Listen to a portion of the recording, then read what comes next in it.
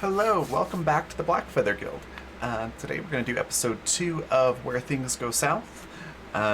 It's going to be really fun, but before we jump into all the story and Polish takes it away, I want to talk a little bit about viewer actions, so ways that you can actually get involved in the story as it goes along. So one of the easiest ways to do so is through the game tweet, which you'll see right there in chat. For every 10 interactions on that, that's likes, retweets, and comments, we'll have a D4 go into the cast pool and the DM pool. So at any point, one of the cast can grab that D4 and use it on a roll to help boost their numbers. So if, let's say they're almost at a success, but not quite, it can make a big difference. And then the DM for Monster of the Week can use that to subtract from a player's roll if they want to be particularly mean about something or really don't want a player to succeed at something.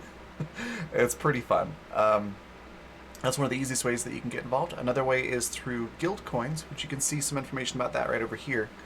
They can be used to get plot points, anywhere from 1, which is an inconsequential plot effect such as renaming a business that the characters come across, or all the way up to 4, which is a major plot effect, and that's usually a curse or a boon to the party or a particular character, whatever you'd like there. But there's all kinds of stuff that you can do for that. You can find out more information about that in the panels down below, or by clicking on the little rainbow colored icon below your Twitch chat box. That will show you all the different things that you can spend guild coins on and descriptions as well. With the plot points, it is important to note that the DM does have final say on what gets put into the game, so they may edit it to make it fit a little bit better, but in general, we try to stick as close as possible to what you suggest. Aside from that, you can also get involved via direct donations, and that's through coffee.com/raven or raven.rocks. You can also do subscriptions, bits, or you can go through Patreon. So our Bard tier patrons and higher get credits towards viewer actions every month that they can use whenever they'd like. So most of these are pretty self-explanatory, but some of them that may not be. The switch is it's a way for a player or the DM to switch somebody's action word, and that can be on just about anything really. So to use the typical bard trying to seduce a barmaid, somebody can throw out a switch and say you have to do something other than seduce, and the person playing the bard would have to choose something that's not directly synonymous. So it's a fun way to nudge the story in different directions. Rolling with advantage is just you have to use it before you make your roll, and then you roll twice and take the higher of the two results. Re-roll is essentially the same thing, but you can do it after the fact. So if you didn't think to use an advantage, or you didn't have one and you rolled a nat 1, or in Monster of the Week you rolled below a 7, you can use a re-roll to just redo that.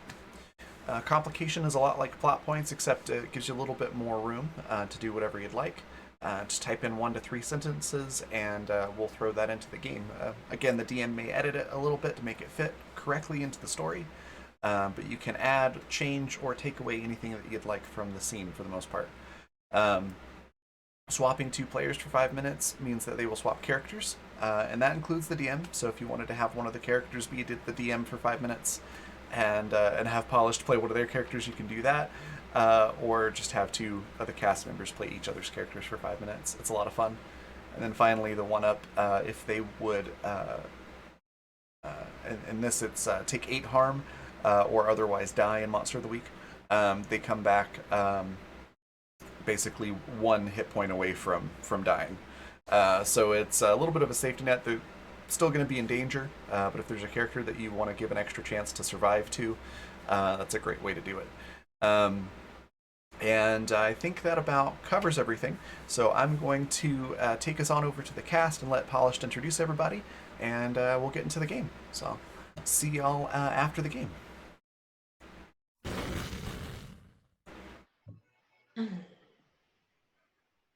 All right. Good morning, everyone. Well, good evening for some of you lucky people. Mhm. Now, we're back here with another session of Monster of the Week, and I am so keen. However, I thought I'd give people a chance to introduce themselves. So, Pa, how about you start off? Tell us a little bit about yourself and who you're playing today.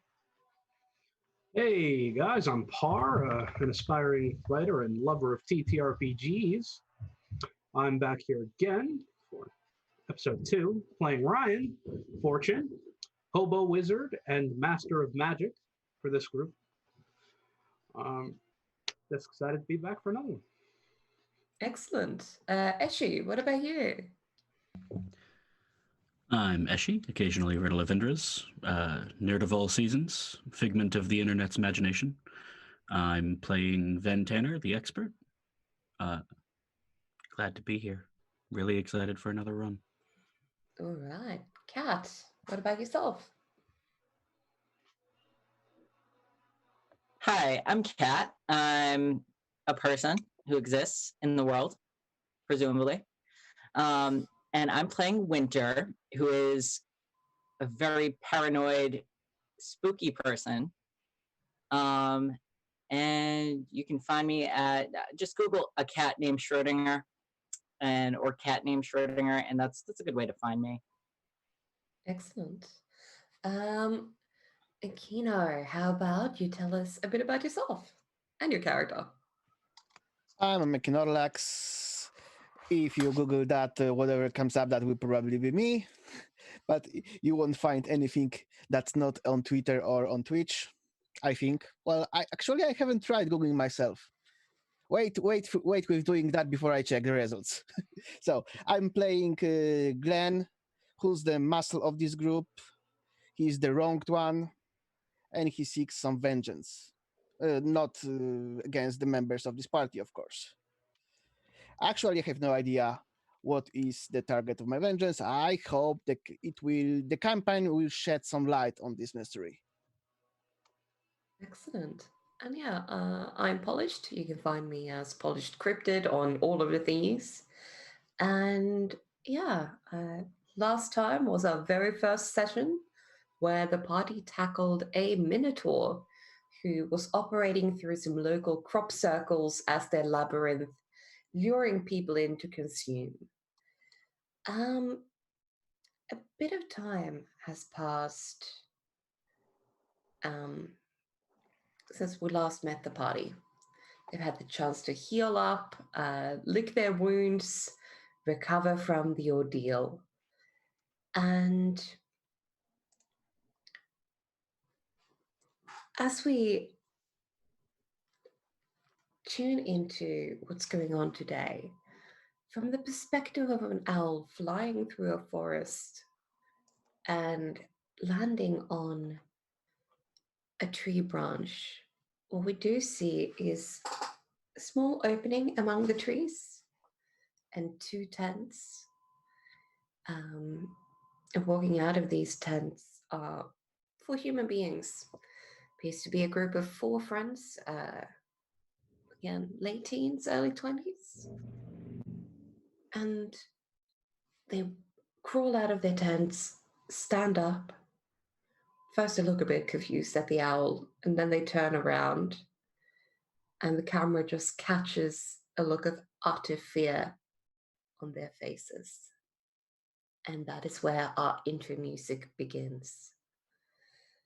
So first up in this introduction, as the music starts to build slowly, we see Ryan. Ryan, what is your action shot?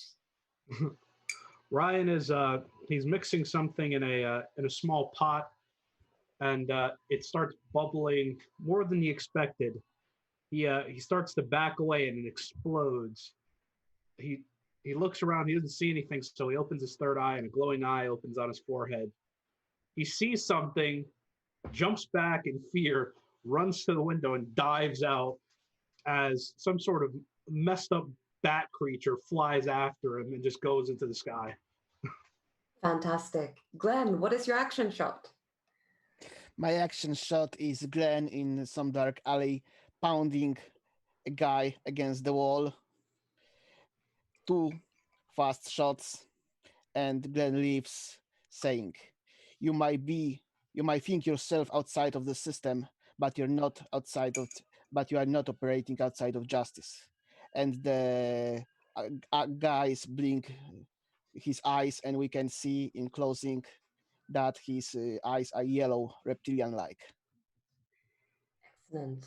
And the music starts building again, reaching towards the second half of our theme song.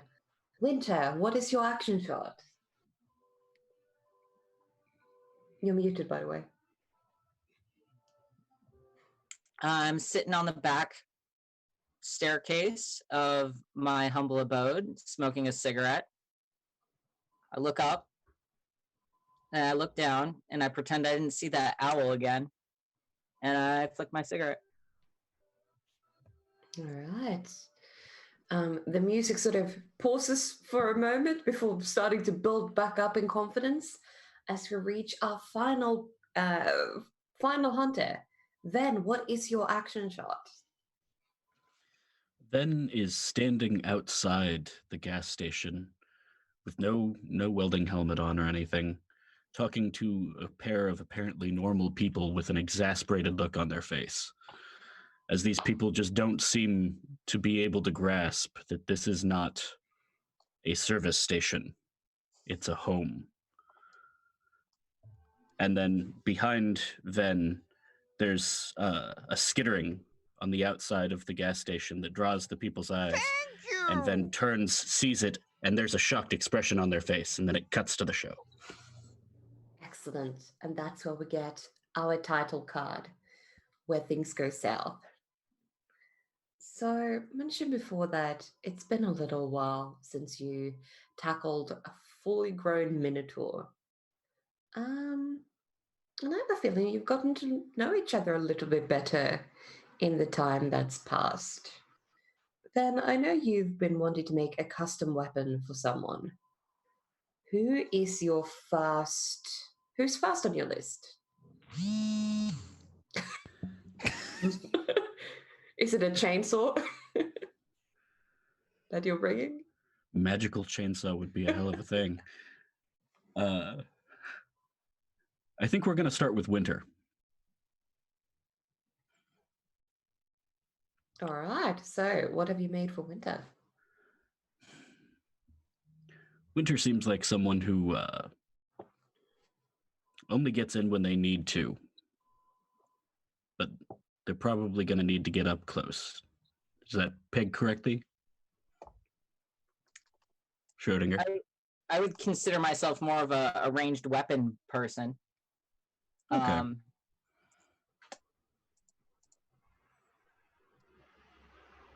Looking at what I have already. I don't know if I have a melee weapon or something close up. So I have a big knife and a hunting rifle. So I could go for either. Let's make that knife a little bigger. Okay.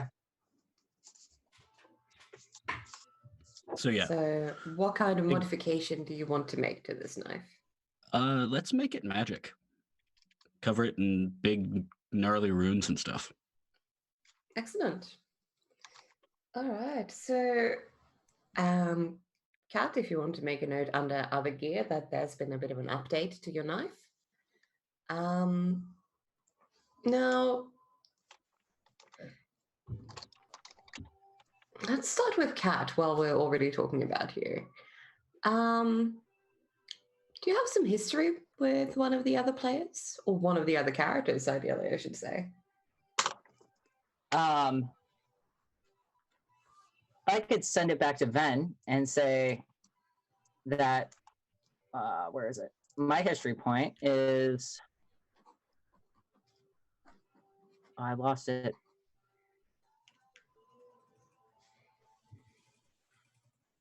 Where are we? Here we are. Okay. I hope that they can help me control my powers. Excellent. So, how do you hope? What makes you think that about Ven? I think Ven is more down to earth and grounded in his kind of weaponry and creating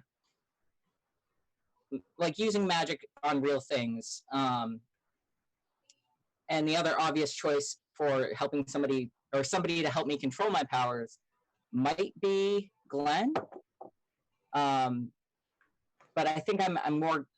I want to control my powers in a more grounded kind of way rather than the hobo magician kind of way. No All offense. right. So, Ven and Glenn, are both of you okay with having this history with with Winter? Sounds good to me. Wait, so Cat No. said Hobo Magician, so I think it was Oh, yeah. Ryan. Ryan. Not me. Oh, okay, cool. I was Yeah. like, okay, sure, I'm sure Glenn can help, but not the magic person around here. So, Ryan, Sorry. are you okay with having this history with Winter? Oh yeah. Fantastic. And Winter, while we're at it, what's your history with Glenn? What have you learned about them? Still me? Mm-hmm.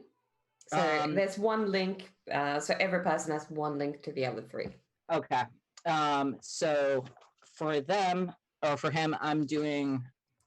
I've known them for some time, but since my powers have manifested, I like to keep them at a distance emotionally. Glenn, does that sound all right with you? Yeah, because I've let myself be known for a little disdain for this entire magic thing. I think Exactly. I played on it a bit last session, but I guess it will change during this campaign, most certainly. But for now, I would say past Glenn, that would be very on point. All right. Now, Glenn, based on your history, how do you know each of the other three? What's your impression of them? For Van, I already hinted at me knowing them for their trade. I've used the gas station as my supply in special ammunition for handling all the problems that weren't caused by ordinary humans. So which of your history points are you for using history, for that? Yes. I guess the closest point would be I respect their hard-earned knowledge and often come to them for advice. Well, advice and supplies. Excellent. All right. Van, are you okay with that? Yeah. Perfect. Yeah, I like that. What about the other two? What are your thoughts on them?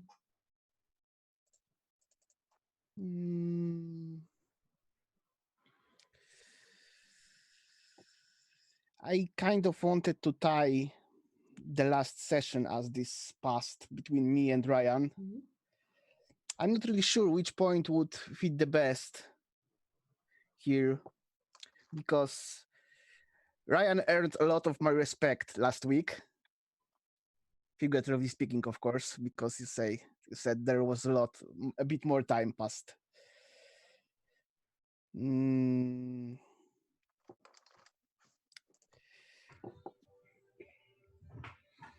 But I'm not really sure which point would tie here.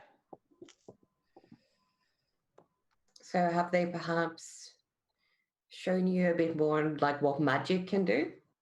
Maybe they show you. Okay, they showed me the ropes when I was learning how to fight. So a part of the usual guns because, well, actually that really ties to the last session because I have seen my guns can be useless without Eight of Magic. absolutely. So yeah, you're definitely an experienced fighter, but I'd say you're probably quite new to working with magic on your side. Exactly. Fantastic. Ryan, is that okay with you? Yeah, I like it. All right, Glenn, how do you know Winter? So that leaves something more dramatic for winter. I would I would like to pick my last option because well I'd like to pick it, and it only leaves winter to for this point of history. I would like, if you don't mind, Kat, they saw me absolutely lose it and go berserk. Tell them what the situation was and ask them how much collateral damage you cost. So So, Winter, are you okay with having watched Glenn lose it at one point or another?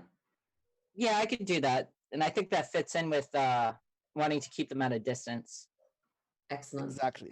So, Glenn, what Perfect. was it that happened that I Winter ended up seeing? guess me and Winter were helping somebody, and things went south as they tend to go these parts of states. And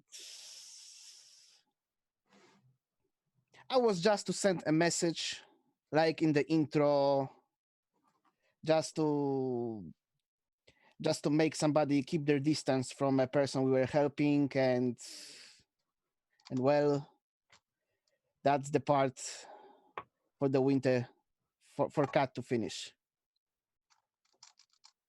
What Okay, happened? so Winter, from your perspective, Glenn was meant to sort of intimidate someone into just sort of backing off, but it didn't quite go according to plan for whatever reason. From the perspective of Winter, what did you see that day? I think the effect it had on me was more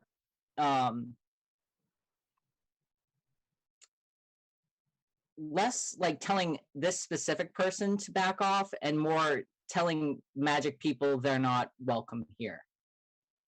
So it seemed a bit, it was meant to just be that one person, but it came across as you and all the people like you. I Pretty hate your much, kind. Yeah, Yeah. that would fit the early Glen. Yeah. All right, so still struggling to overcome that a bit. Excellent. So, Ryan, I love it. Thank you. Ryan, how do you know the rest of this group? Okay, so I have thought about this, and first up we have Ven.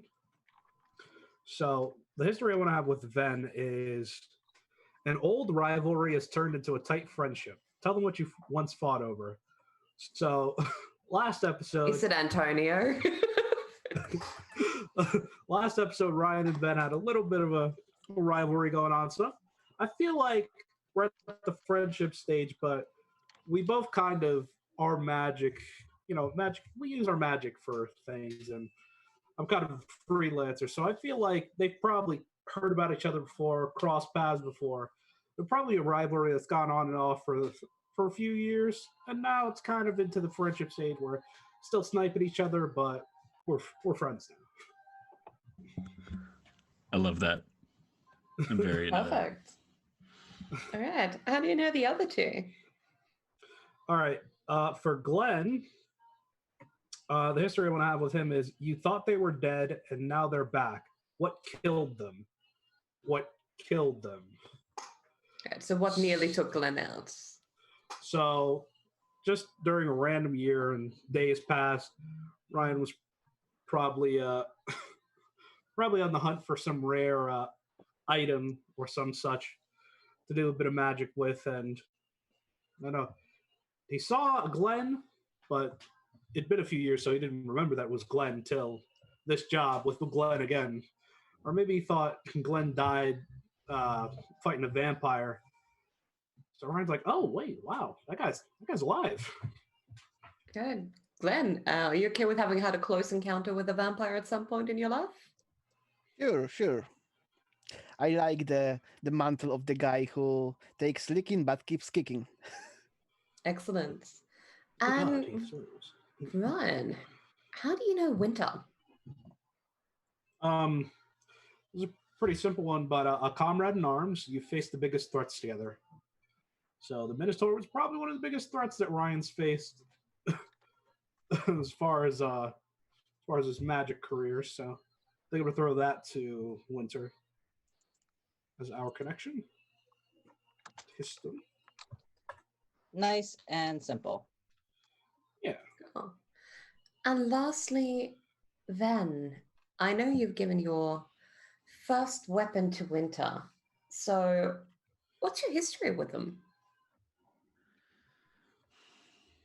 For Winter, I'm kind of seeing them as like a ward, not like full on Robin-esque kind of ward, but I feel responsible for them now that they've asked me to help with this situation. Kind of want to make sure that they see it through. All right. Winter, does that sound good to you? That sounds good to me. All right. What's your next history? Honestly, just kind of clicking down the list. The next one fits Glenn perfectly. They asked you for advice, and your advice got them out of trouble. What was the trouble? Was it the vampire? Why not? This most certainly an enemy. Glenn would just try to shoot and discovered it doesn't work. So advice would be very, very handy here. Maybe save my life. Awesome. Okay, and lastly, Van, how do you know Ryan? I figure that over the years of this rivalry come friendship, we've probably like sat down and had a couple of pretty thorough drinking and reminiscing sessions, and eventually the dark secret from my past comes forward that the ritual that I was being sacrificed for was a partial success, and there's something out there. Ooh, okay. All right. Don't know what it is, but it's out there and it's looking for me.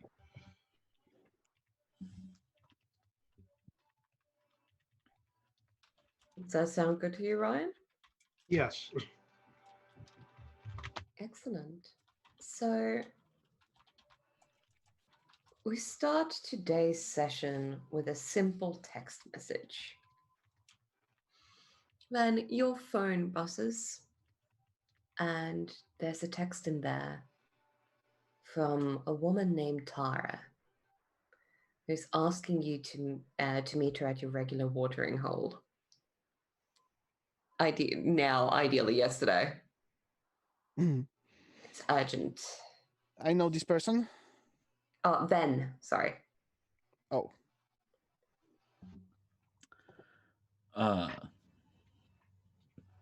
If Tara's calling, we pack up whatever I'm doing very quickly, grab a couple of essentials just in case, my juju bag, and head to the bar. All right. Now, what can you tell me about this regular watering hole of yours? Is it the same place you and Ryan have gone drinking? What's this place like? I'm seeing very, very dive bar.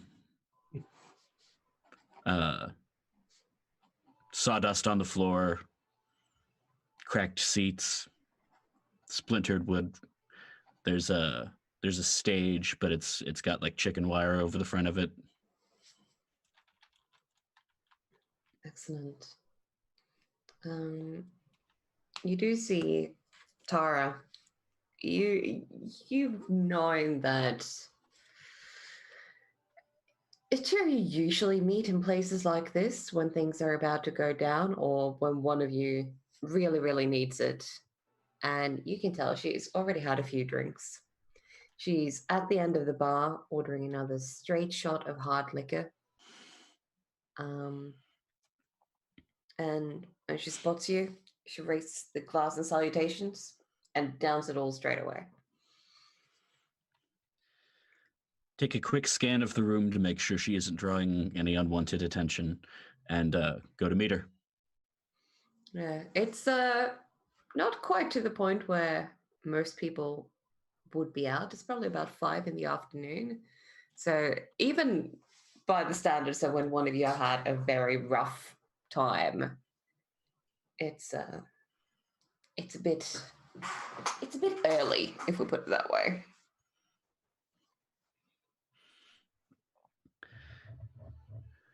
Then slides in on the stool next to her, orders a whiskey. So, tough day. Yeah. I imagine there's some kind of emergency, or you probably wouldn't call me. Predictable, eh?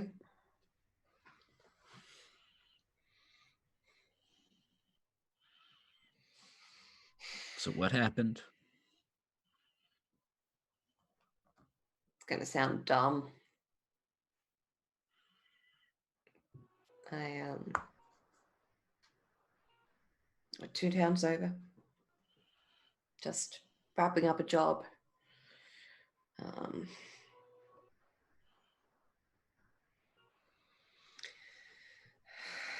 And you know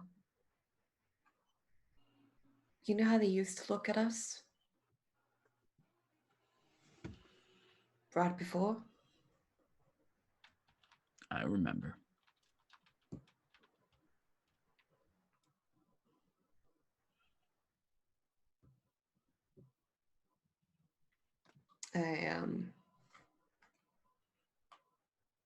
It was 4 of them. It's at a hardware store of all things. Then orders another drink. She follows suit.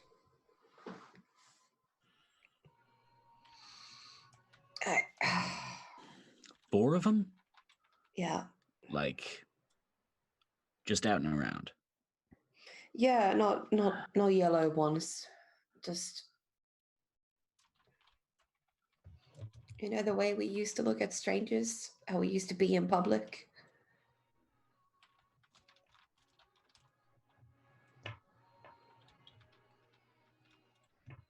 Do you think it's related to them? Could Or be. is it just... Something about the way, something about the way they moved. It wasn't like people move.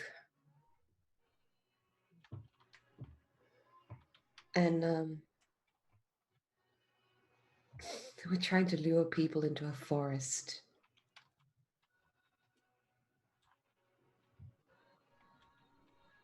Not even flyers, just trying to convince people that there was something important in the woods.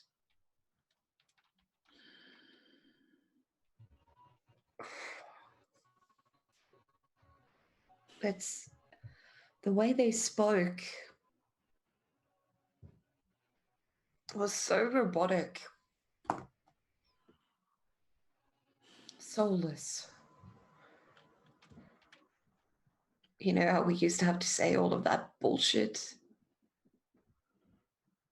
And you don't even know if you believe it or not, but you say it.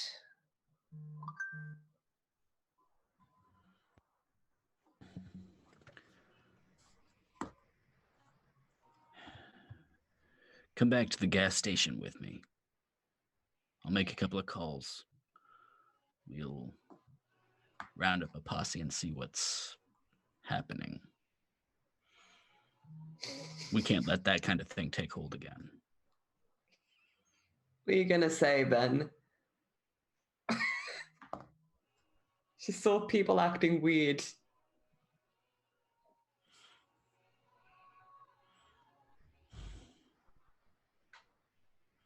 If it is what you think it is, I can't let that go. I can't have someone else end up like me.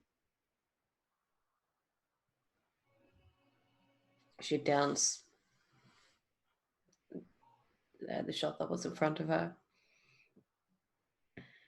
You okay to drive? As okay as I ever am. Suppose that will do. Fine. I'll come with you.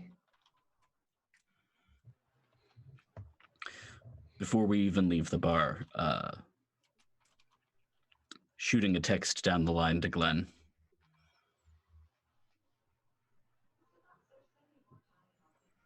All right. What does it say? Sorry. A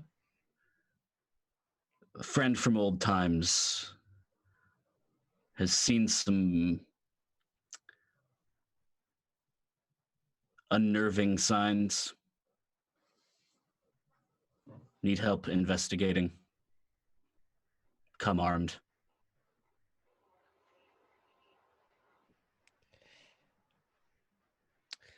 I getting this message. I snort a short laugh. Since when and where I ever come unarmed? Good point.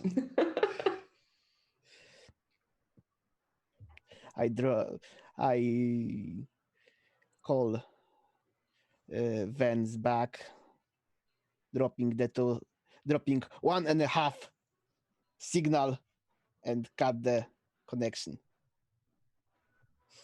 The perfectly calculated length of ringing. Maybe I will drop these strange customs of me someday. Maybe. It's gone from it's exactly 7 times said rings to we're down to 1.5 now. It's okay. Yeah, maybe I will just call back like a normal human being someday. Someday. Not. I'm coming. That means I'm coming. And Tara sort of catches herself a little when she stands up, but like you've seen her worse than this. This is just, this could have escalated, but she can definitely move around still. Just a good stress drink in the middle of the day. Happens to the best of us. Or 3 or 4 probably. And she grabs the heavy leather jacket that she'd flung down next to her on the bar, throws it on.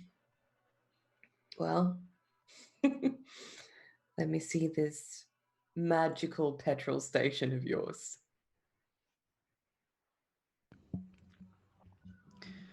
Then just kind of shakes their head.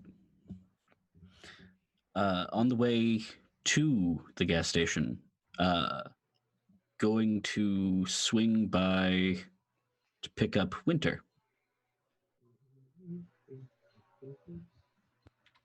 Right, Winter, where can you normally be found at times like this?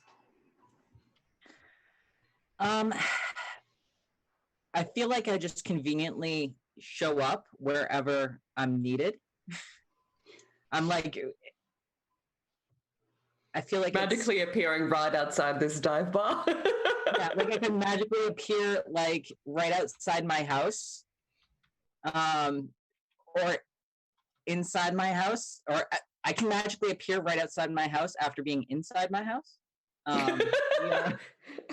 Via a door. I'm probably outside my house, probably smoking a cigarette.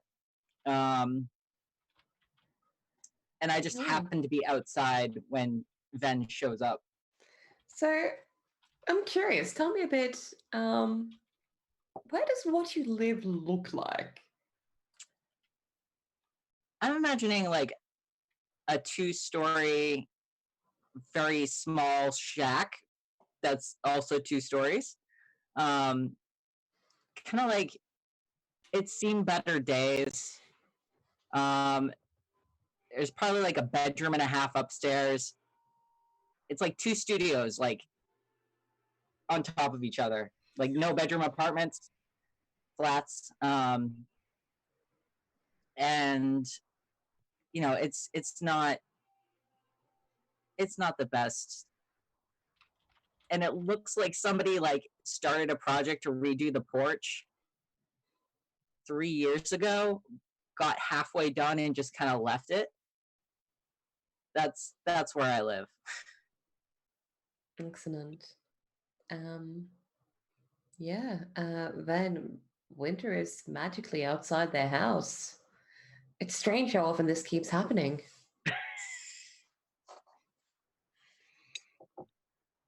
In these times, Mm. I think I've gotten used to it. Winter is where they're needed.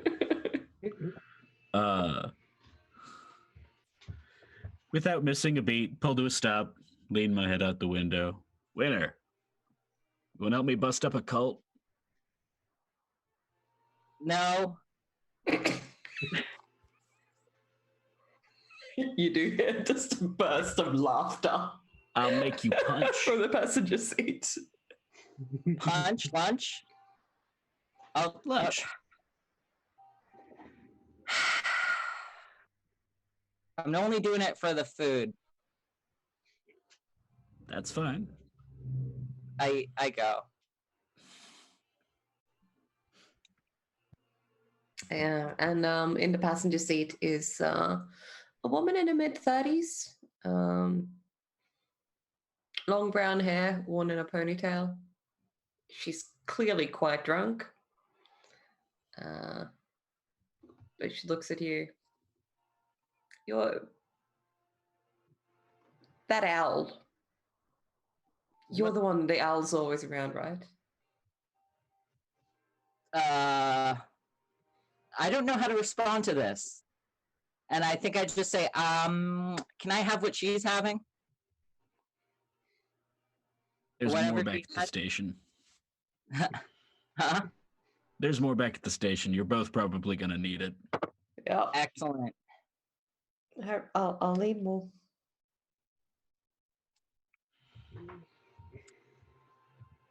We speed off into the late afternoon. Fantastic. So do you go straight to the petrol station? Yeah. I figure the communication via Antonio the Magnificent has become kind of a running joke between Ven and Ryan. Antonio the Magnificent is my favorite character at this point.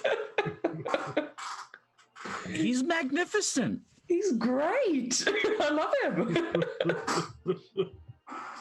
So, do you send out Antonio when you get there? Yeah. Little message tied to the tail. Antonio is super keen to get to work. So he happily sort of, you know how rats can almost like bounce when they run? That's how he sets off for the good first like 20 meters before he goes back to being dead on focused on his job. And Brian, eventually, Antonio is gonna magically appear right next to you. So, is there anything you want to do in the meantime before Antonio will have gotten to Ryan? What are you up to this hour? Ryan is probably once again working on a commission for his freelance magic work. He's in the middle of he's got a book open where he's written like spells down. And he's stirring in a big pot. He's like, okay, so I have to add then I bathe the sword in it. Then I let it sit for a day. Okay. Then I write the runes. Oh, Antonio. Jumping off the ground and landing perfectly on a table or bench or whatever you have that you normally put all your tools on is a very, very excited rat. And he sits back up on his hind legs with his paws almost eagerly out in front of him, almost like a good dog being told to sit.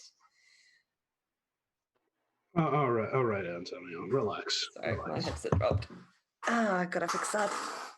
I know I am just that magnificent, but please, must contain yourself. Tony doesn't quite know how to respond to that, so he sort of his whiskers shiver a bit, and he still sits like a very good boy. So, what do you have? Oh, let me just grab it. open up the note. Okay, Ben, what did you write in the note? Because I don't know what it says. Possible creepy cult 2 towns over. Need to smash. Come with magic. Better magic. I see. He's doubting my abilities. Ryan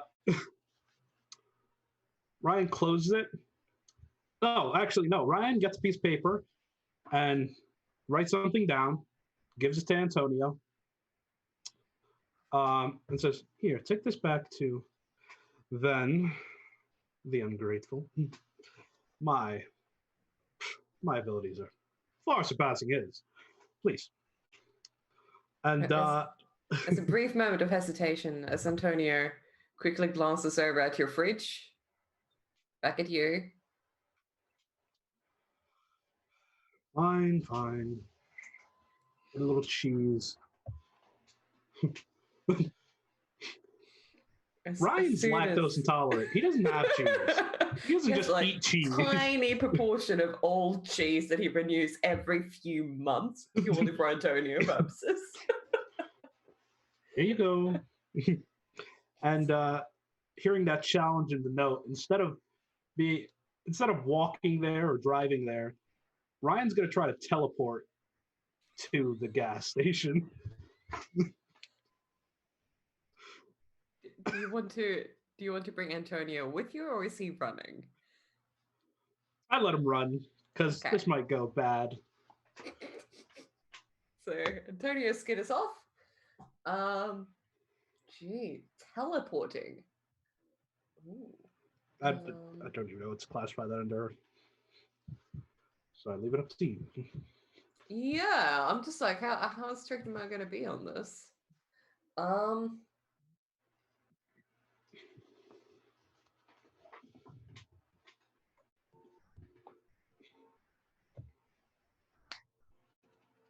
So there is a side effect that can happen when you teleport.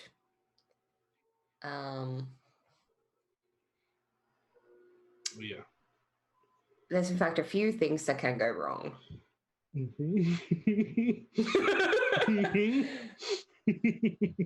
First thing that can happen is that you can leave half of yourself behind. The second thing that can go wrong is that you don't arrive where you're meant to.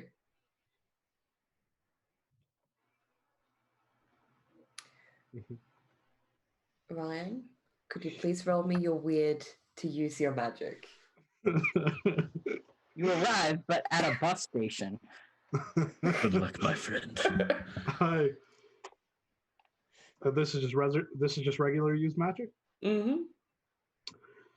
Come on. I want the note to arrive before me. So this looks really good. This trick. No! Can I burn luck for this? Yeah, I'll let you burn luck for this. I'm quite relieved that you do, in fact. I will burn a luck for this. Also, I guess I should tell you, the special with when I use luck is when you spend luck, the official council of wizards is going to poke their nose into your business. Which is probably should have done before, because Ryan kind of just goes into abandoned houses' basements to perform his magic. He has an apartment, but he just like goes in places and sets up a shabby shop. So if something goes wrong, it's not his home getting burned down.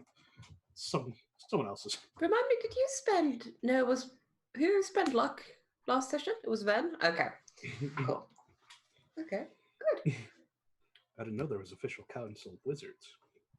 There is. There's many things you don't know. But yeah, for a moment, you get that feeling of, oh no. And you manage to manipulate the strings of fate, realign your magic, and you teleport to the exact space you want to, with a feeling that this was a close call. I want this note to get to Ben first. Do you teleport outside the petrol station? and wait, or what do you do? Can I have waited a little time and then teleport? Yeah, absolutely. So, So, yeah, then Antonio gets back to you before Ryan does. He's very excited, as Give him a little- always. Give him a little peanut butter and take the note from his tail. Perfect. Antonio squeals at you in happiness. And where does he get to stay when he's not actively running errands? I'm seeing like a relatively elaborate system of like terrariums and tubes. So he's got like a bunch of little sleeping places and a bunch of places with toys, and he can go up on the ceiling. And Okay, Antonio is probably the happiest rat in the world. So he scurries back into one of the tubes, and in one of the sections that's a bit see-through, you can see him sort of burrowing up in a ball and nursing himself to sleep. I read the note. okay, so just in big letters, all the note says is, watch this. And then Ryan appears. Can I sense that he almost failed? Can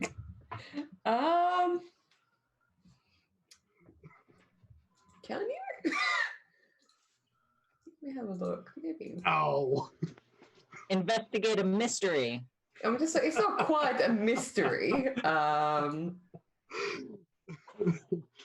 It's not a bad situation either, so I don't think so, unless he does something to give it away. Do you look surprised when you appear? I appear in a glorious pose. I told you. Congratulations. You managed to not destroy yourself. Oh, please. I am a master. Indeed. Indeed. Of what? Of magic. So, cult's destroying. I can get into this. From a voice in the corner, you just hear, I am not drunk enough for this. What was that voice? Where did you come from?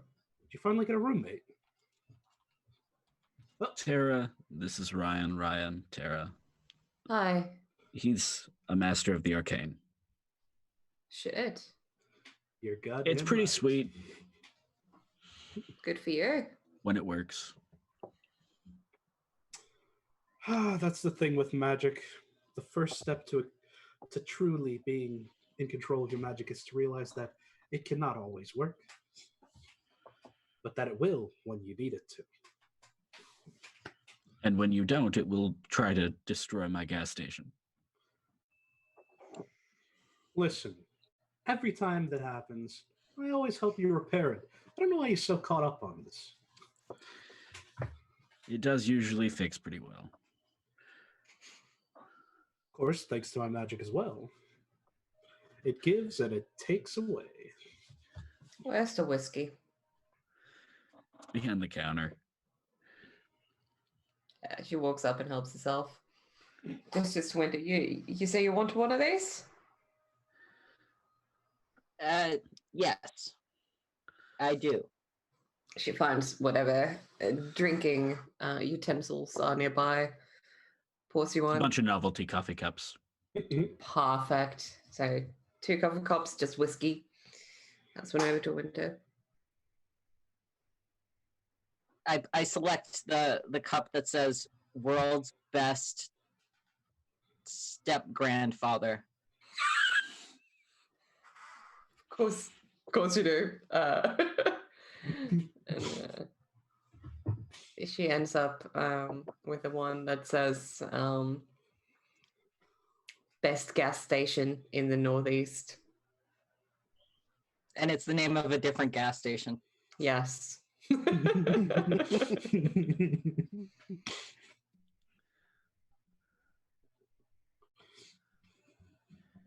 So Tara, tell them what you told me. Oh.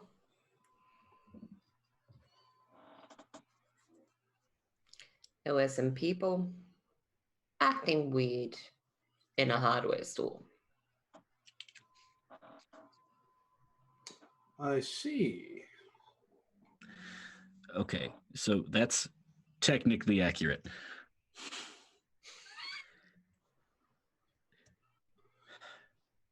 Tara and I escaped from a cult when we were younger.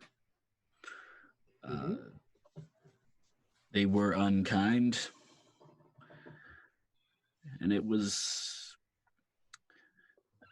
primarily where I got my start in the supernatural realm. They weren't ready to give us up in that way. Problems.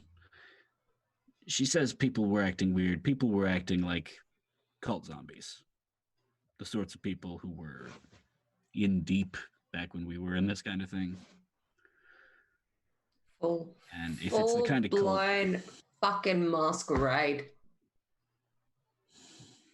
Full-blown thing. if it's the kind of thing that we were involved with back in the day, they can't succeed. Hey. Luring people into a freaking forest. Who does that? Who goes to a hardware store, hangs out, just telling people to follow them into a forest? Well, It that's what we're doesn't going to sound find like out. Jehovah's Witness. Perhaps not that one. Probably not Jehovah's Witness.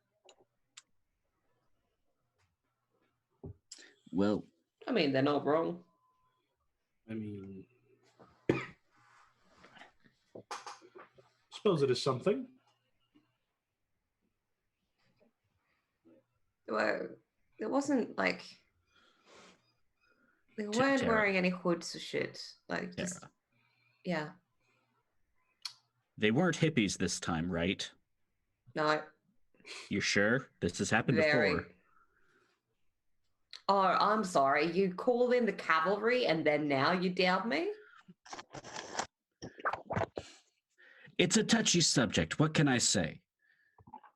Wow, then. Wow. I'm just saying it's been hippies before. They got Not a little freaking weird. They hippie. lured some people into the woods. You got a little uppity about it. It would. I understand. Fuck you, mate. Have another drink. Downs the whiskey. Okay, well, the I best just have to make cults, sure sometimes. best cults have no need of hoods to obscure themselves. They do it right out in the open for all of us to see, as to not draw suspicion. So this is, I suppose, worth checking out at least. Oh, this is glaring at you then, just shaking her head. Trusted you, mate. I toss her a bag of corn nuts that's badly expired. She doesn't react. We're still going. I just had to know. This has been a problem before. Drinky.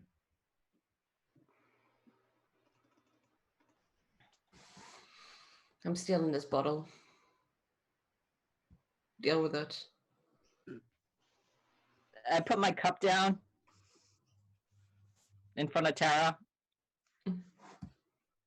And I say, hey, did you know that I'm the world's best step-grandfather?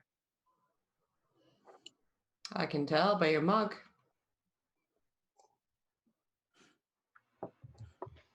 And I look at it, and it looks empty. Shame how that goes.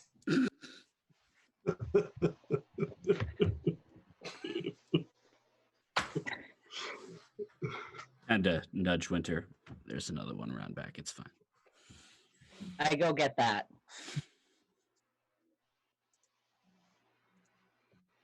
Okay, well, suppose we should start sooner than later. Yeah, just to get Sure. away from all this tension. Tara, do you Okay. think you can navigate us back to that town? Nope. I mean, I wouldn't know. I'm pretty drunk. I was just going to chill with your rat for a while. Antonio could use the attention. Okay. It's the best rat ever. I like him. I like a rat. You said it was 2 towns over? Mm-hmm. Which direction?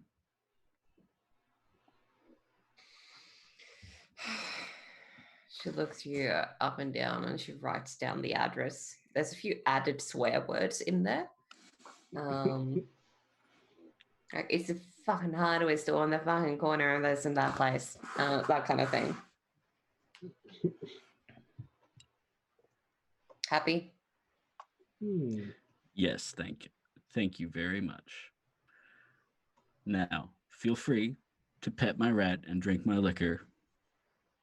Don't mess around in the workshop. I've got a thing going on. It's volatile. So you say, don't mess around in the workshop. Great, I'll make note of that. All right. Maybe I'll find good some luck. hippies in there. You never know. They're everywhere, apparently. Good luck. She walks over to where Antonio's little castle. Issa starts talking to him in a very sort of very sweet voice. Very different to how she spoke to you. And yeah, you get a feeling that these two have met a few times before. All right. She gets surly when she's drunk. It's fine. Shall we? I We will call shall. Glenn's van to arrive, probably. Oh yeah, I'm sorry. I was assuming you'd already gotten there, but if you want to meet them just outside as they're leaving, no problem. So Glenn arrives. I'm guessing you are armed to the teeth, as per usual. So, what now and where now? I'm asking Van. Ven hands Glenn the sheet of paper with all of the profanity and directions. Cult. It's a cult. They're there. It's a woman's handwriting. What did you do to her to earn that words? Got her exceedingly drunk. And why are your clothes inside out, Ryan? Don't know what you mean. So, I know Ryan is always up to some magic, so I would ask this question just to make him check him unsurely. But in this case, I might be right. Am I right? I don't know. I succeeded on teleport. I feel like probably not. Everyone's looking for like side effects that didn't happen. He just looks rumpled like he usually does. He pulled off the spell. He's wearing a black and white suit without a jacket and a top Just hat. messing with you. Okay, jump in. All right, let's go. So, what about that cult? Apparently, they're luring people into the woods from a hardware store. Tara said there were 4 of them kind of listing around, trying to recruit.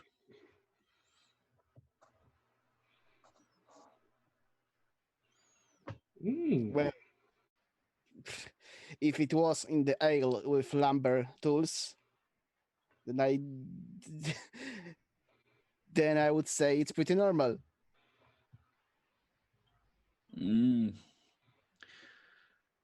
Tara was pretty insistent that it was familiar. Mm-hmm.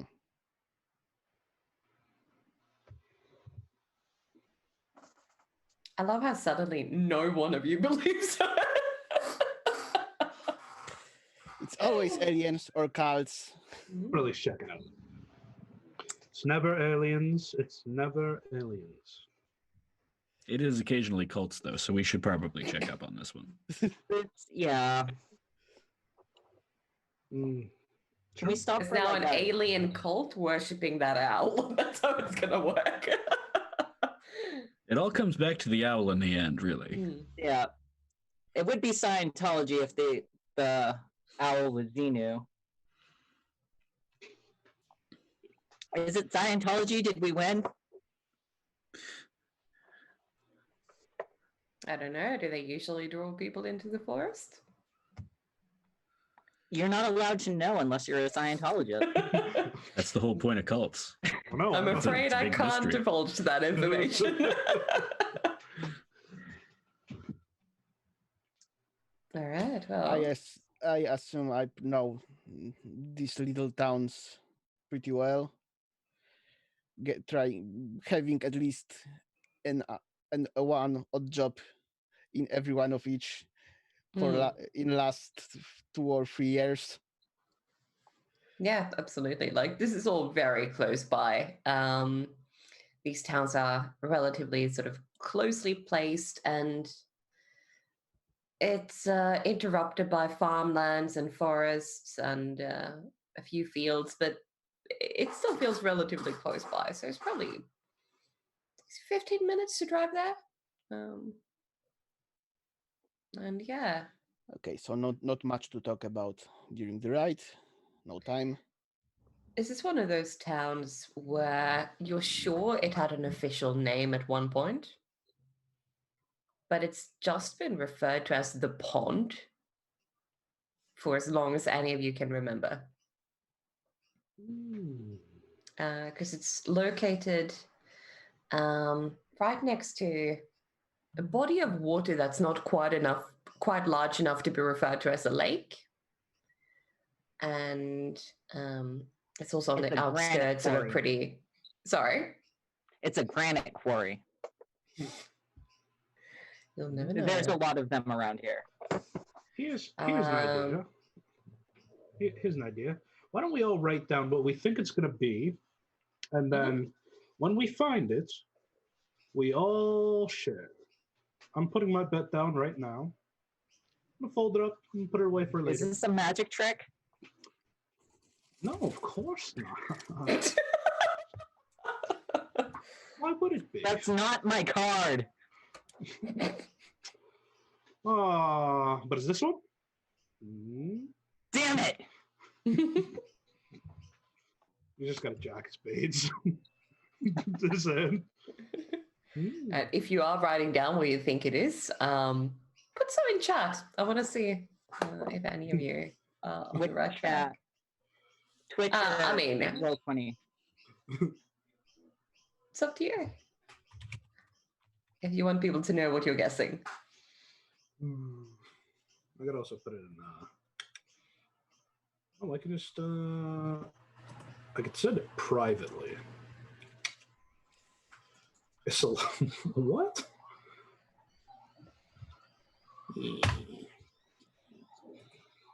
I'm a folklore nerd. Write it down. Yeah, Ryan, the character, actually does write it down and fold it up and put it away. Yeah, I'm imagining that's what you're all doing. Are we guessing the mystery or the location of the pond or what the pond is? Just whatever might be behind it. And, Okay. All right. hey. Okay, so I have 2 guesses so far. Wish I should actually write it down, huh? One from Ryan and one from Ben.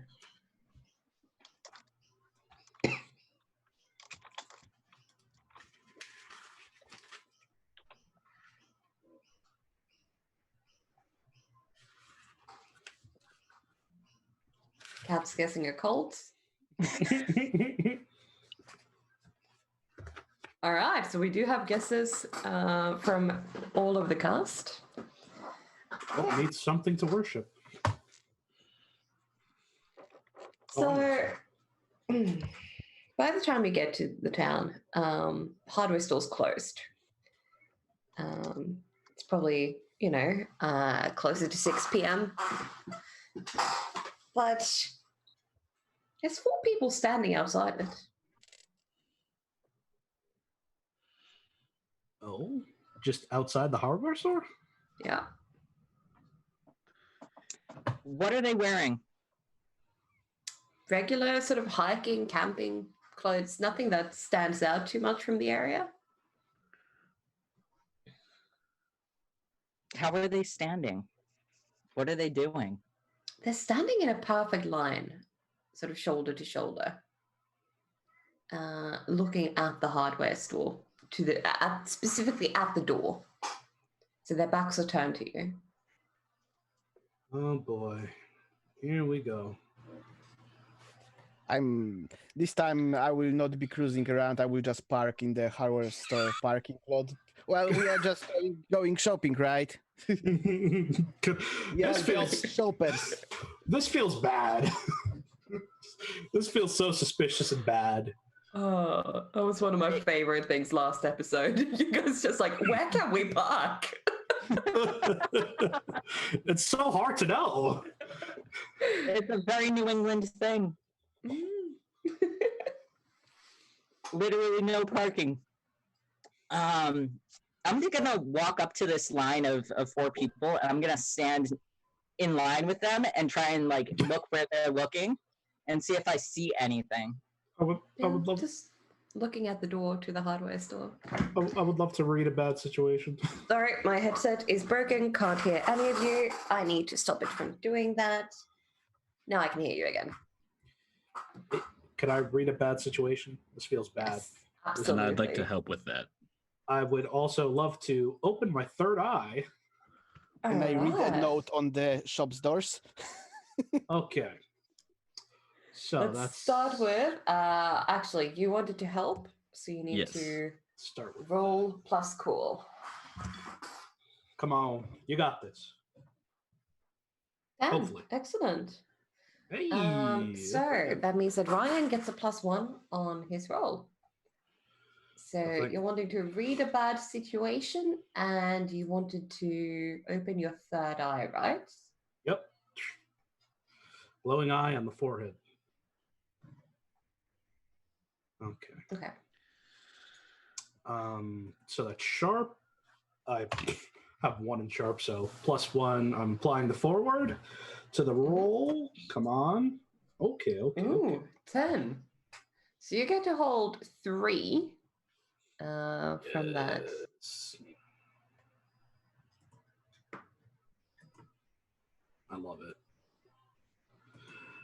I love it a lot. Okay, 3 from read a bad situation. Mm-hmm. Okay. What's the biggest threat? I mean, in the immediate vicinity, those 4 cultists, they gang up on you. Could be a pretty big threat. Okay. Are there any dangers we haven't noticed? You're pretty confident that you've identified the main danger in the immediate area. I just got to make sure, man. I got my third eye open. I can see invisible things, so I just want to Yeah. give it a whole Is it rotoscope view. chainsaw Okay. in aisle 3? But there's plenty of safety equipment. It's not magical or anything, but it is dangerous if you don't use it correctly. I don't. Yeah, I mean, you can, if you break into the hardware store, you might have the cops appear. So that's a potential hidden danger. I got one last question. I don't know what really else applies to just 4 dudes standing there, so I'll say, what's most vulnerable to me?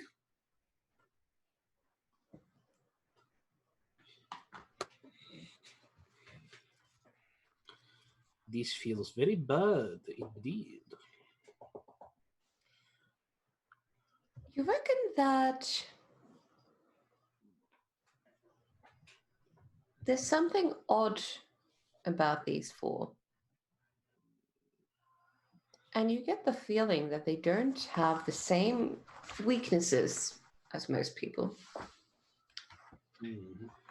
So they are vulnerable, but perhaps not in the way that a regular human would be. Okay. Third eye closes. Yeah, this is this is definitely out of the ordinary. My friends, I lost my voice for a second there. Proceed with caution.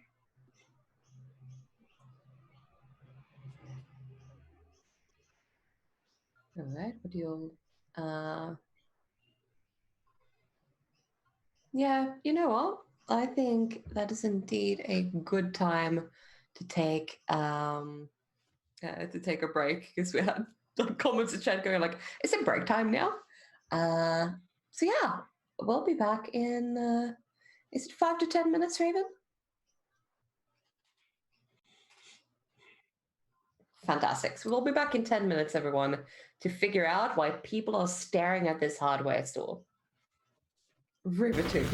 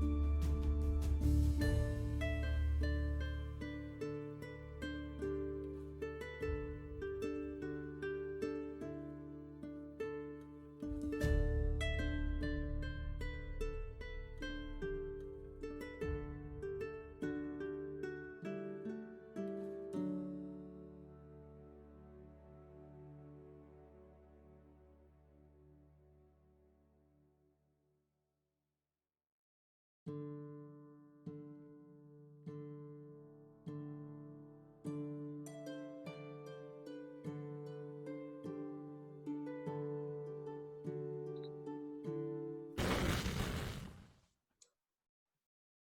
right. So we are back with the second half of Monster of the Week, where things go south. And we've gathered outside of a hardware store, of all places. And there's 4 people who are standing shoulder to shoulder, staring very intently at the door to this closed hardware store. Ryan was able to get a little bit of information that, yeah, these people could definitely be a threat. They might not be entirely human, or at least not have the same weaknesses as regular humans. Now, Glenn, you mentioned that you wanted to have a look at this door to see why they're staring at it, right? Yes. It just says closed, small closed sign. You can see, several of them in a town this size. Nothing out of the ordinary. I'm asking aloud so the waiting cultists would hear. Oh no, where we will get our tools at this time of day if the shop is closed? And I'm looking at them if they catch the bite. They turn, they turn in unison and look at you and smile. Oh, that's creepy. I would like to search my memories of my dark past. All right. Search your memories for me, please. This is one of your custom moves, right? Yes. Fantastic. Don't have a cost. Meanwhile, I turn So- around and also, but I don't smile. I just kind of like stare at them, like trying to do what they're doing. Are you mimicking the cultists or staring at the cultists? A little bit of both. Like I'm mimicking them, but not putting a lot of effort into trying to appear like one of them. All right. So then you do get to ask me 2 of those questions. All right.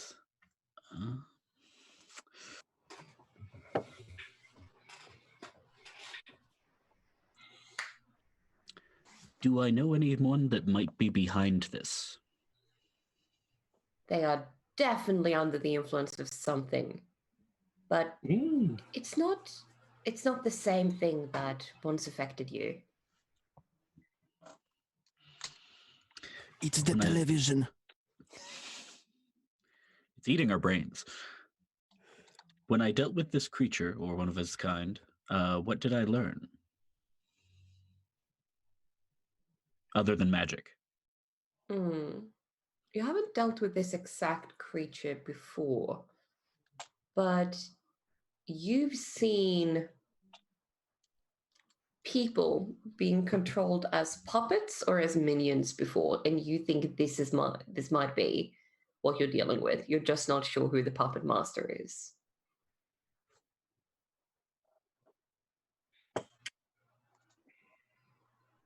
Can I look for a back door? Yeah, you can start to move around if you want. So, Wendy, you were saying before? Oh, I thought you said something before that I missed. Oh no, it might just be my coffee or the cat. I can mute. Oh, never mind. No So- problem at all. So I would be ignoring the creepiness and actually try asking them for the nearest shop when I can buy some tools. So, good folks, where's the nearest shop that actually is open? I mean, hardware shop. The forest is wonderful this time of year. Oh, I know that I need. Oh, wait. You mean by the forest? There's a shop? It is beautiful.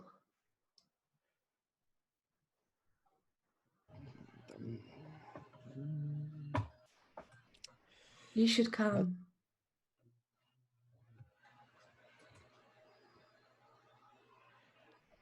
Okay, and I'm leaving. Does Okay. Welcome to Night Vale exist in this universe? Sorry. Podcast Welcome to Night Vale. Probably. All right, I say trees. They are us. In a very mocking kind of way. Well, maybe not mocking, but like just referencing this podcast that I'm sure at least some people have heard of. And the four of them turn again in unison and now look at you, Winter. And a smile. The forest is beautiful this time of year. You're not wrong.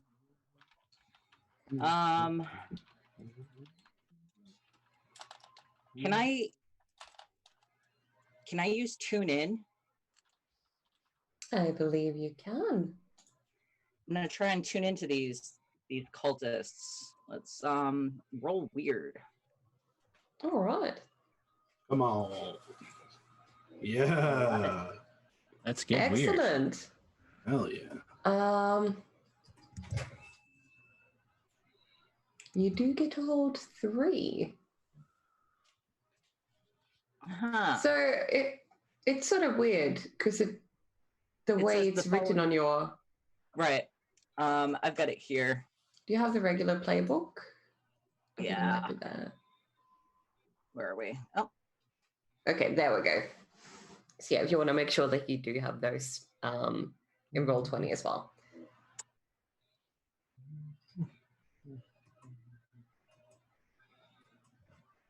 who does it regard as the biggest threat?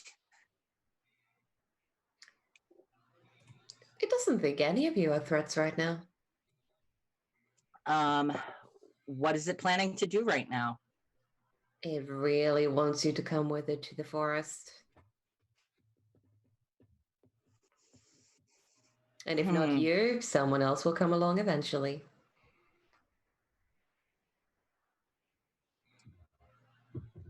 There's a question, who is it going to attack next? And I kind of want to modify. Can I modify that question and ask, what if they do if we don't go to the forest? They are just going to wait until someone does follow them. And for some reason, they've picked this hardware store as their hunting ground. Is there like further questions that I can ask to further that? Like, why this hardware store? You know what? I'll let you ask that. You get a feeling that it doesn't quite understand hardware stores.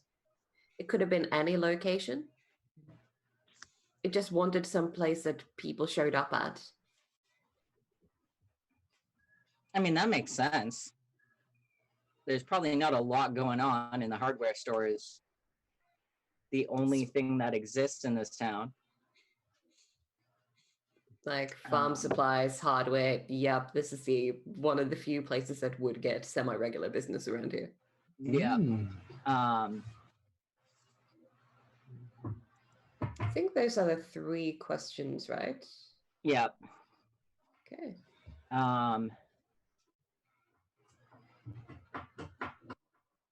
I think when it becomes relevant, or who are the other hunters that are near me right now? So Ryan is starting to sort of walk around to see if there's a back door to the hardware store. I think the other 2 are still nearby you. I'm going to call to them and say, I think we should go to the forest. You should go to the forest. It's beautiful this time of year. I hear the forest is beautiful this time of year. I kind of feel like we should beat the forest out of one of these people. Maybe see if we can undo whatever magic is mind controlling them. I would try going to the forest, but I would wear some good shoes, like, protective. Can I use preparedness to see if I have any worded shoes? No, I'm. Sure. That was not written. Absolutely.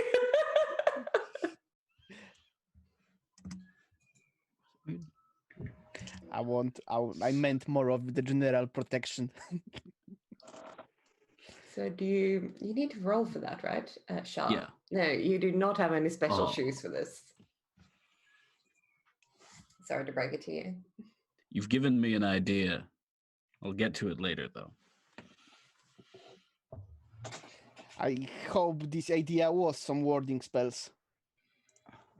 Sound of the leaves is almost magical when they rustle in the trees. This sounds delightful. Maybe they're a part of the tourism board from around here.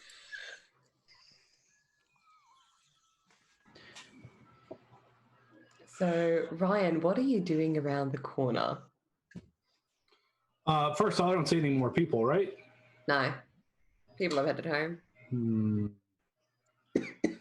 I don't hear any other people hanging around. No, not really. Mm-hmm. It's very quiet. I don't know if I heard anything about why. Ryan still thinks there's something off about this hardware store. It's too random for them to just be here, right? Could be.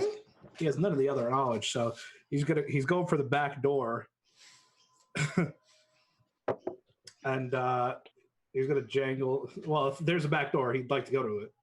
There is a back door, or sort of a staff entrance / where they would probably accept deliveries. Yeah. So there's a bigger door for deliveries, and then next to it is a smaller staff entrance. He touches the knob, turns it. It's locked. Oh, okay. He looks around. Well, vandalism, or just leave it. Who am I kidding? That's not a choice. He's gonna put his hand on the knob, and I'm gonna use magic to inflict. Or sorry, but I'm trying to use magic to inflict a harm to like basically blow a hole through the lock so I can just open it. Yeah. Okay. Go to roll to use magic, please. Subtlety is for the weak. I failed 2 of my rolls today, and I used luck for one of them. Yeah, mark down experience. You realize just as soon as the spell leaves your hands that it kicks back at you. So the energy that you sent into the door steps back into your arm. It stings, but it doesn't particularly hurt. It's just like you don't take any harm, but it's a bit of an insult, right? You just had your ass handed to you by a door. So your ego might have been a bit bruised, but physically you're fine. It's not even warded. No, sakes. it was not a magical defense, and I can tell you that one for free.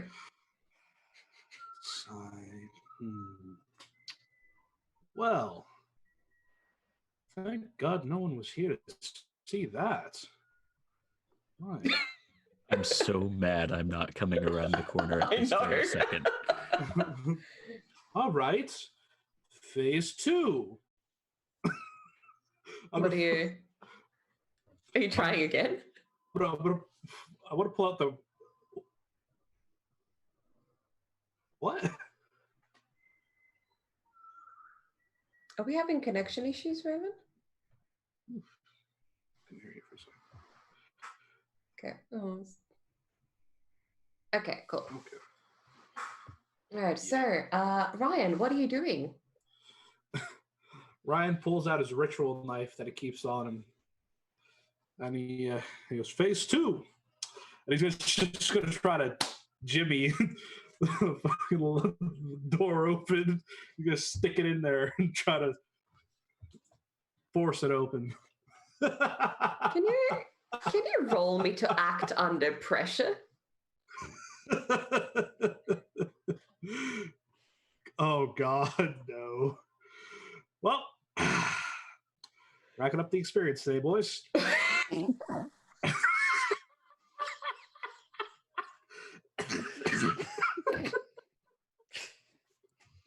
I You love don't this. manage to open the door. I'm getting so And in fact, you get...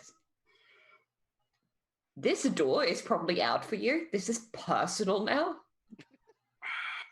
It shouldn't be this hard. Don't say that. I'm gonna spend my time on this door. Okay. This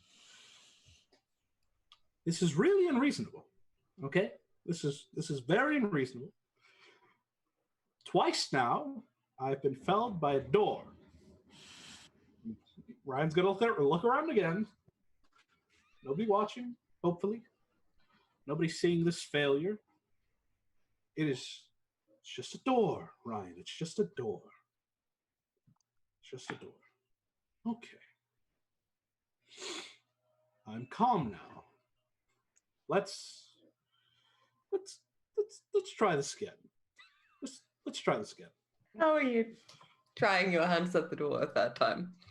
I want to.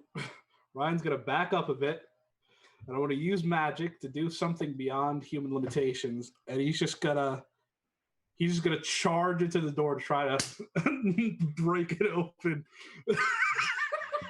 Worked with the Minotaur. I swear. I swear this is the last time. This doesn't take. Ryan's going to accept this loss. Okay, so I hate the Ryan, number. you charge through this stubborn piece of glorified wood. And there's a loud and then oh geez, my camera moved. As the other three of you hear, there's some commotion at the back of this door. Ryan, you have successfully defeated the door. As you get a moment to celebrate, we're gonna pan back over to the other three. Ryan So- celebrates. Do we hear that Yes. Ryan just went through the door? Yeah, you had something. You don't know that Ryan just charged at it, but something loud a loud sound came from the back of the store. I think Winter's going to say something like, Ryan's been gone a while, and I think it's important piece of information to tell Ryan that there's nothing special about this hardware store. I'm filled with a pressing fear that he's off mastering the arcane again. Or actually, there are more of these meat puppets, and they are aggressive. I will need to check on him, and I go run behind the shop. I also go Ryan. around. What are you doing right now? Well, after he's defeated the store, Ryan fully celebrates since no one can see him. You know, it's like the end of the Breakfast Club. Like he fully just hits a pose, and it's almost like slow motion happens. Absolutely. Let the other two of you see that.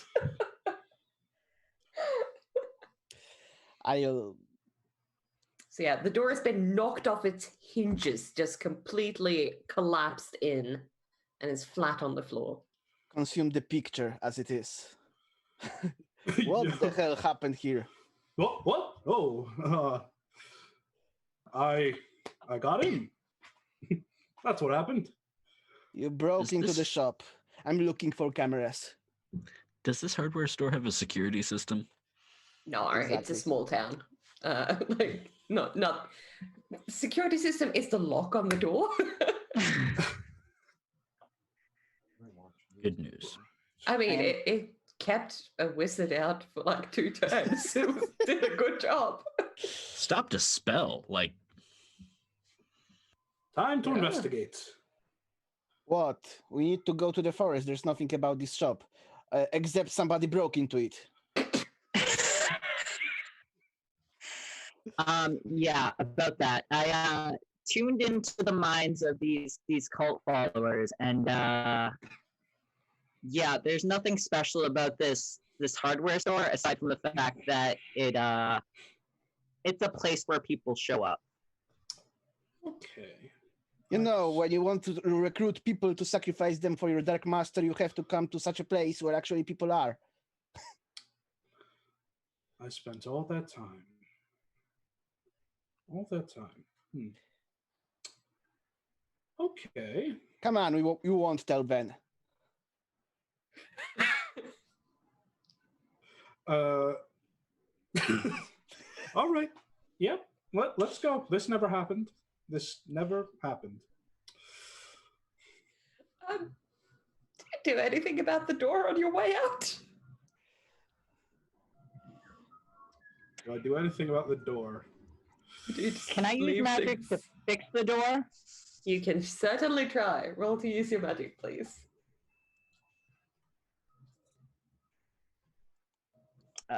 Plus weird. Mm. That's a 7. Okay. That's better than some of the rolls we've seen. Yeah, just need to find the right sheet. There we go. So, what are you trying to do, and what's the glitch that is caused? I think I'm trying to put the door back on the hinges, but I put it on upside down. I think that is perfect. I'm not even going to modify that. Yep, that's exactly what happens. Does it seem a little off to you?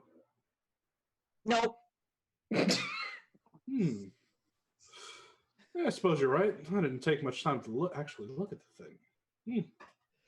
All right, let's go to the forest. It is by definition on the hinges. It's not even a little off. Let's maybe check some grocery store, because if the hardware store and the grocery store are closed both, then this town has been really overrun. I mean, it's just, what time is it? It's like 6:30 in the evening. I think it's just late. Yeah. I think they're just closing, I think. It's a little after dinner time. Everybody's home.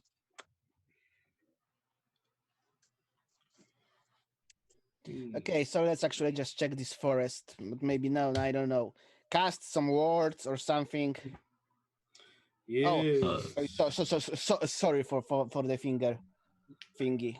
I'm trying to drop this. Sorry.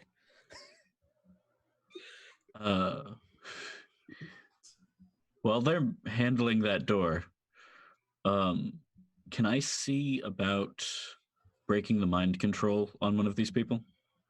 How are you Counterspelling trying to do that? So what exactly is it that you're trying to do? Counterspell, essentially.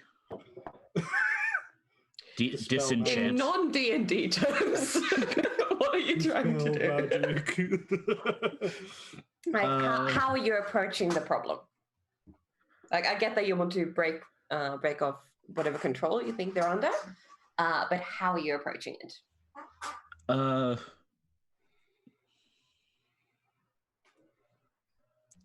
I would like to use magic to break any bindings on them. Spells.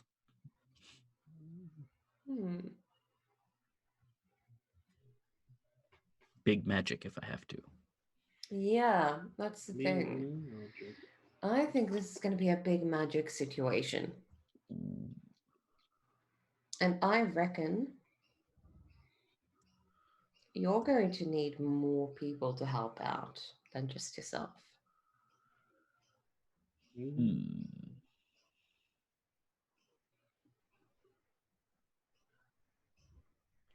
I will wait for the rest of the group and posit this idea to them.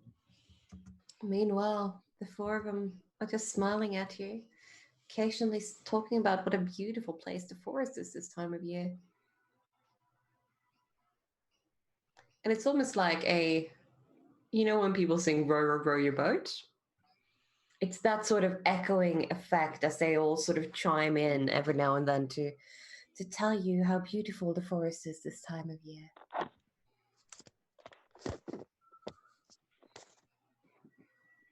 All right, so What makes the forest so beautiful this time of year? the sounds, the colors, the light, the smell. It is the most beautiful place.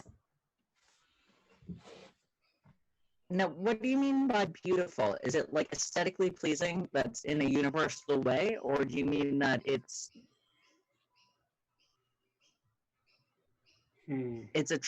speaks to you specifically, or I think I'm just asking troll questions like that, like The forest speaks to everyone. You should come see. It is beautiful. what language does it speak? Every language. All right, so I'm pretty sure I can break the mind control on at least one of them, but I'm gonna need some help. Looking at Ryan specifically. Oh. Wow. You are the master of the arcane, and this is as close to that as we get. Well, magic lives in all things, first of all.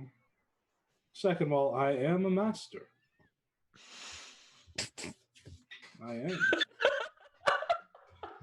This cannot be understated, truly. But sure, I shall help you with this novice spell.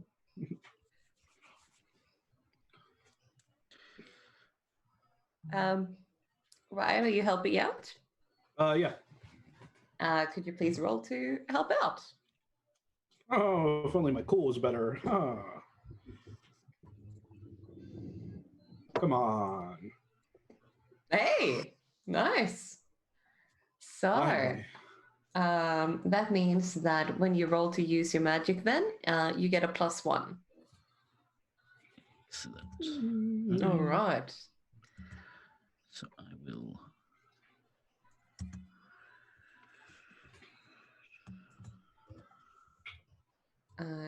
Roll to cast this spell of yours.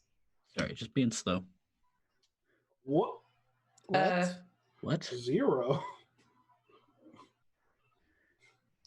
When you entered, Yeah, that must have been weird. I will roll straight and just add 1 No, to it. that's decipherable. It's 9. That's 12. There was a typo inside. Oh, yeah, sorry. The result is well, 12. checking what the typo is. Oh, double plus. Mm-hmm. Okay. Yeah, so just enter a 1 for that modifier. But yeah, it typo aside, it does appear it's working. It's 12. So the spell won't hold forever. You know that much. You would have needed a full-on council of wizards to permanently break this type of mind control. But one of them blinks and looks around.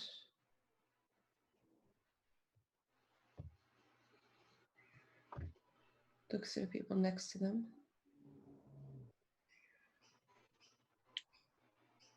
And then looks at you lot. Hi. What's the day of the week? I'm butting in.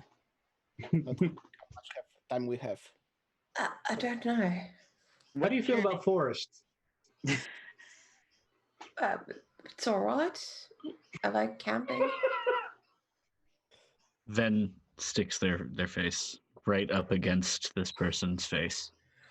What is the last thing you remember? Then We were out in the woods, and it was coming, and it was What coming was towards coming? us, and What was coming? Describe it. it was green. Like Frankenstein green, like pale. And it was it a growing. tree? Sorry? Was it a tree? No, it's the moss. Oh, What? I see. Where am I? a hardware store. Why does my head hurt? Probably because it's full of moss. Maybe we don't say it just like that. You know, you could be tired. Have you had enough water to drink?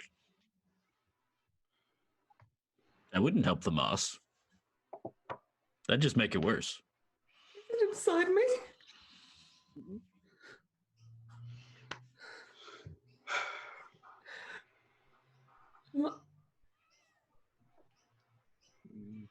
Now, do we know as our characters, do we know that this isn't going to last forever, like the mind control break? Yeah, it's probably not going to last forever. Oh no! Please relax. What was your name?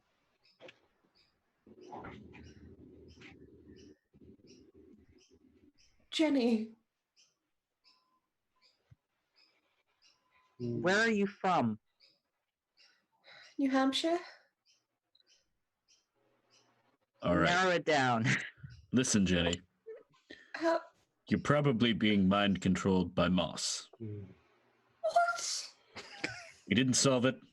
You're Then, gonna be mind controlled by moss again soon. So tell us Ben. everything you can about it, so that we can stop it. About moss. Preferably this specific moss, but moss in general, sure, I'm interested. what? Then, please. Roll to manipulate someone. Must you always I'm- run so roughshod? I'm over clearly things? helping. Yeah, so start out with Glenn trying to help. Boo, So roll me your cool, please. boo, I'm as a factor. boo, boo, boo, boo. Okay, that's an 8. Hey. That's going to... okay. Interesting. Roll your manipulate, please. Ben. With +1? Or no? No, +1.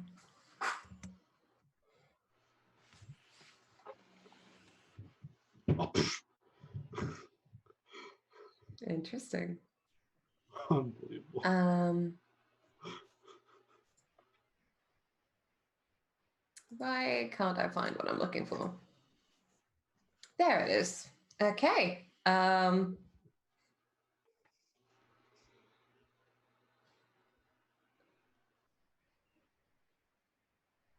What do you want to know?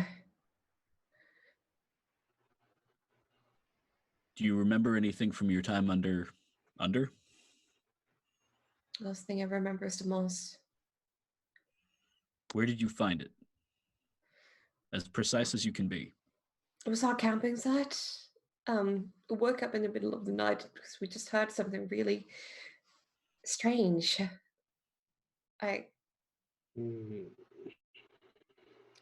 Best I can describe it is sort of this chittering you hear when there's a lot of insects around.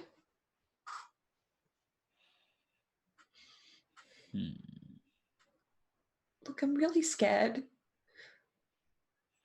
Am I turning into a plant? What? No. There's no reason to Feel believe like that. you're turning into a plant? It's just controlling your brain. It's not trying to. What then? You said there's moss growing inside my head. Is it really? We don't Metaphorically know that. speaking, moss is just affecting you. There's no moss inside your head. Probably. You're going to be okay. Probably. Have you ever done magic mushrooms? No. Oh no. That might help this situation. What about? Well, no, it's kind of like that. No. Like there's something controlling you or affecting you, and it's a plant. I want to. I want to look at the other people and see how they react to her being out of mind control. Are they doing anything? They're just occasionally, it's become background noise at this point. Occasionally, you just hear one of them say, "The forest is beautiful this time of year. You should all come visit." Yeah. Can I turn okay. her around and ask her who these people are? What are they doing? What you were doing about 5 minutes ago. They're my friends. What are they? Were they camping with you? Yeah. Is it everyone present and accounted for? I mean, like present being like physically present. Obviously, they're not mentally present. But No, they're all here. all right. Good news, guys. We're not missing anybody. Well, So to speak. can I just ask you to picture that place in your mind where you saw that green thing? Okay. I just want you to picture it for a second, and then I'm gonna poke her in the back of the head and use magic to observe another place, and I just want to see if I can see that place through her head. Nice. Okay. Roll to use your magic. Time for more experience. Come on. I love that you all have such faith in Hey, Ryan. nice. He's a master of the arcane. Sake, what's happening? I'm almost another improvement up. Even if we get just one, just you know what? I give up. I give up. Ryan, it sadly doesn't work. You don't see anything. What you do see more sort of looks like cobwebs, and you're wondering if you're just sort of looking into and that her brain is actually turning to moss, or whether the spell is just wreaking havoc on you. Okay, I see. Magic's being testy today. Maybe there's What were you- something. Maybe there's something on them still, like blocking you, like literally there being a mouse in their ears, nose, or something. Okay, let's not scare the poor girl, of course. Yeah. I'm checking one of the not awakened puppets. Ears, nose. Hey. Say Ryan is face palming so hard. Are you actually reaching out to touch one of them? yes. As soon as you do, there's a puff of spores. I need you to tell me what you're doing right now. I would start with ears, so I would say I'm holding their head sideways, looking into ear. That would be this moment. There's a puff of spores coming towards your face. What do you do? Probably nothing. Can I try to protect him? This was not something I expected as a player, so I'll go with it.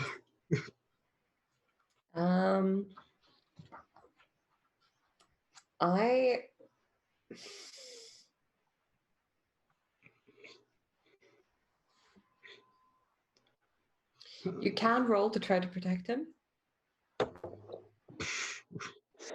Well, guys, either level up or this succeeds. So it's pure dice on this. Hey, nice. Hey, watch out! So that's 10 plus. Okay, so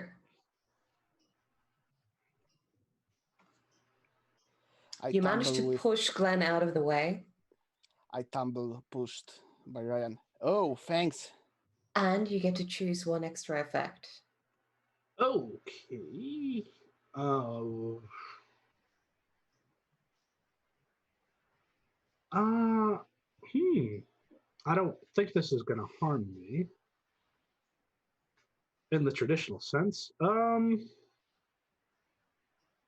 I You hold the enemy back. Okay. They just turn their head around. Look at you and smile again, Ryan. You should come with us. It is beautiful in the forest. Huh. Right. It's lovely. Very lovely. Why don't you just stand right there, give him a little pat on the shoulder, and just kind of move them back to face the way they were facing.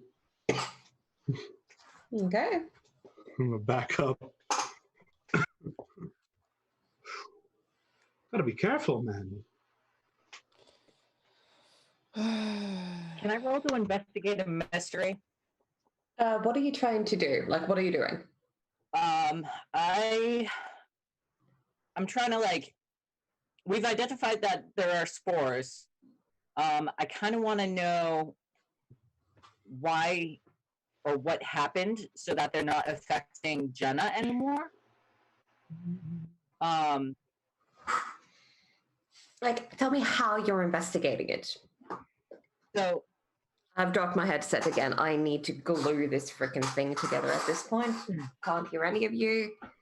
Oh. There we go. all right, Yep, so can hear you. I might kind of touch her and kind of divine what she's doing, or like I want to ask her directly, socially, but also kind of do it magically by touching her. If that, so if she can directly tell me the answer, I'm assuming she'll tell me the answer, and if she can't, then I'll probably figure it out through magic. Okay, so what are you asking her? Because she may or may not know. So I need the exact question. So where did it go? Where did the mind control go? I don't know. I just feel different. Do you want me to roll plus sharp? No, I want you to ask her questions because you said you asked her questions. Okay. And she's already on your side. So she's happily answering anything. I just need to know what you're asking. I mean, where did the mind control go? Why aren't you what did we do successfully that broke the spell? I don't know anything about... I mean, I was apparently being mind controlled. I don't know what you guys were doing, but it worked. Where were you camping? Oh, it's about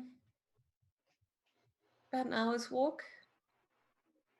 I think we came through this town, and then there's the pond, and sort of on the edge, right where the forest was starting.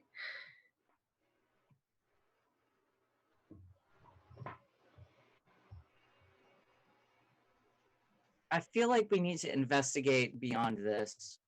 I think we've Winter thinks that we've gone as far as we can get with questioning her and this situation.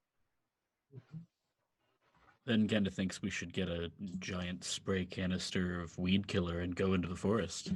That was exactly what I wanted to say, that Glenn rises up from the pavement and goes to the seriously damaged back doors. Yeah, I mean, they're back on the hinges.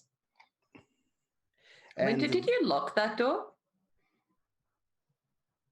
Or did you leave it unopened? From what I understand about doors, if they're upside down, the locking mechanism doesn't work as well. Yeah. No, but it's more, you did flip it magically. So effectively the entire door is upside down. So it's up to you whether you locked it or not. Nah, I wouldn't have done that. All right, so you can walk straight on in, Glenn. Might take you a little while because it's upside down, so things are a bit reversed. Where before it had been pushed inwards. Now you have to pull it towards you, and it's a bit of a confusing. Doors aren't meant to work like that. Strong push, strong pull, strong pressure on the lever. Something will work. Yeah, like it's sort of when you walk up to a door and it says it definitely says pull, but you push anyhow, and you're confused for a moment as to why it's not magically working. It's more of that type of experience as opposed to having to force it. So I'm just going straight for 2 bottles of concentrated herbicide Yep, not a problem. and some plastic bags. Okay, shouldn't be a problem either. I thought so. And that's all. Okay. So before we leave the parking lot, Ven is going to turn to Ryan and look at the new canisters of herbicide and be like, "So we're definitely enchanting those, right?" Oh, Ben, sometimes we do agree. I'm just Herbicide. rotating the bottle. Look at the ingredients. If that doesn't sound already like magic, then I don't know what it is. Glenn, things can always be more magical. I'm pouring, I would say, a quarter of each bottle into 2 plastic bags and tying. Hand grenades. Bottles may not explode at being merely thrown, and pouring may have not enough range. I'm picking up what you're putting down.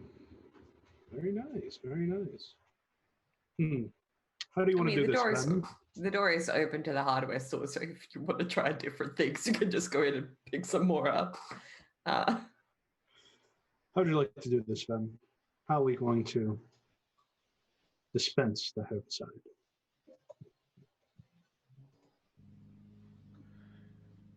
Let's go grab one of the little pump sprayers. I feel like that'd be useful in this situation.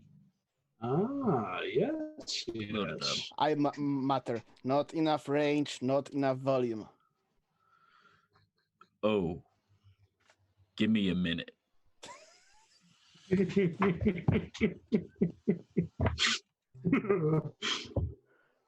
Yeah, you can easily find those sort of the backpack style. Is that what you're going for? Oh, this. Yeah, Yes, you this can, will be you Boss can fun. find some of those.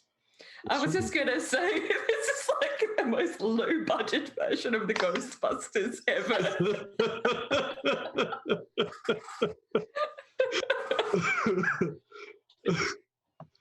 Oh, boy. Guess we're going to enchant those. So I'm gonna grab another one and just try to enchant it before I even put it on, because if it explodes, no reason for it to be on my back. I will say, for your safety, you know that you can try to enchant either the weed killer, but you can also try to enchant the contraption itself. They don't have to be combined when you do it. Oh, in case you're like, just with your luck, you might want to consider some safety precautions. Do we I'll want to try to enchant. Do we want to have you enchant the herbicide and I'll enchant the sprayers? Sure. Let's do this. This is gonna go well. I'm gonna use magic to enchant the herbicide, weed killer, all that good stuff, fun stuff. Mm-hmm. So here we go.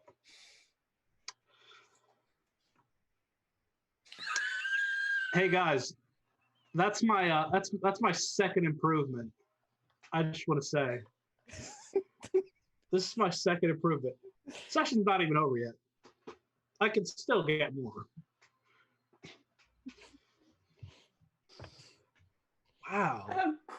Magic is really not with Ryan today. What's going on? Your magic is fucking mighty, dude. Can you also roll me to use magic? Come on, let's fail together. I knew it. No. I fucking knew it. Apparently. Let's start with Ven, just because I need a moment to stop laughing. What exactly are you trying to do to this this sprayer? Well, Glenn was complaining about distance and volume, so increasing the rate of spray pretty substantially. The pressurization. Yep.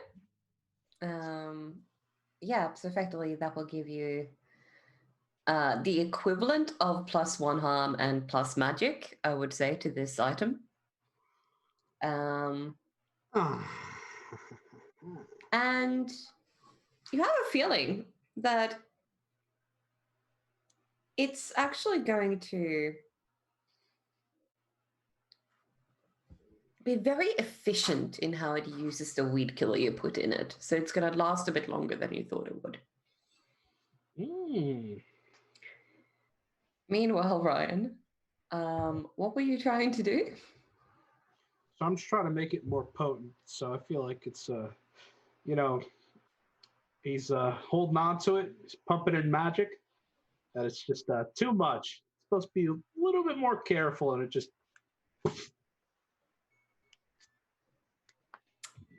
You know what? It does explode on you, but you've managed to turn whatever was in that bottle into pure water.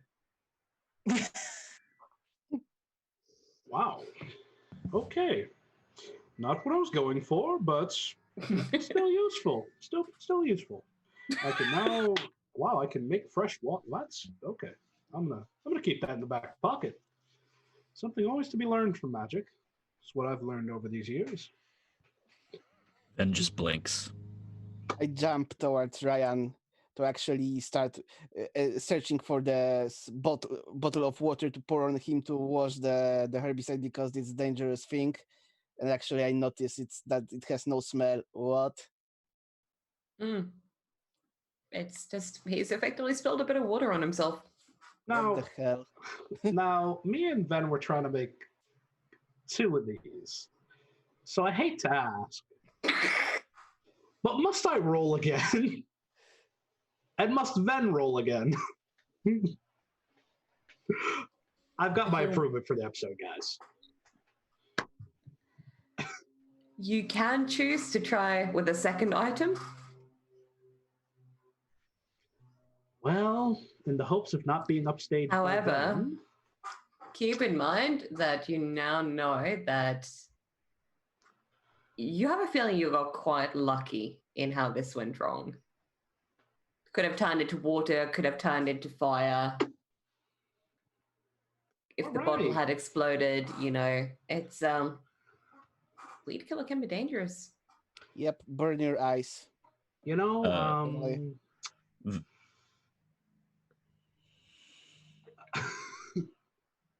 Then looks over.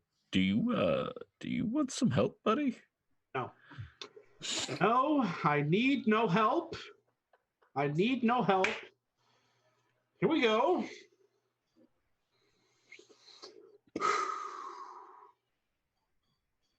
And I face away. Ryan attempts to use magic again. Guys.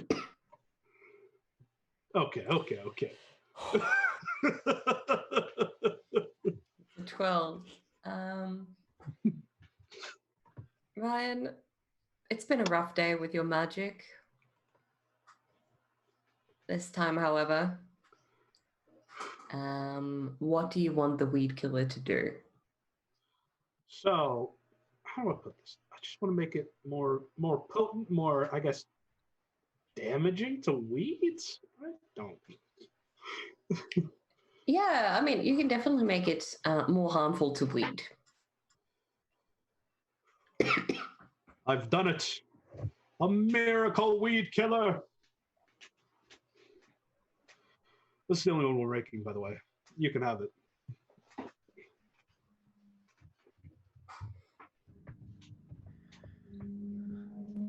Ben smiles. I knew you could do it. Master of the arcane. Loads up That's- the canister, and then immediately turns and sprays one of Jenna's friends in the face. What? Just a little bit. Just a little puff. No, don't do it.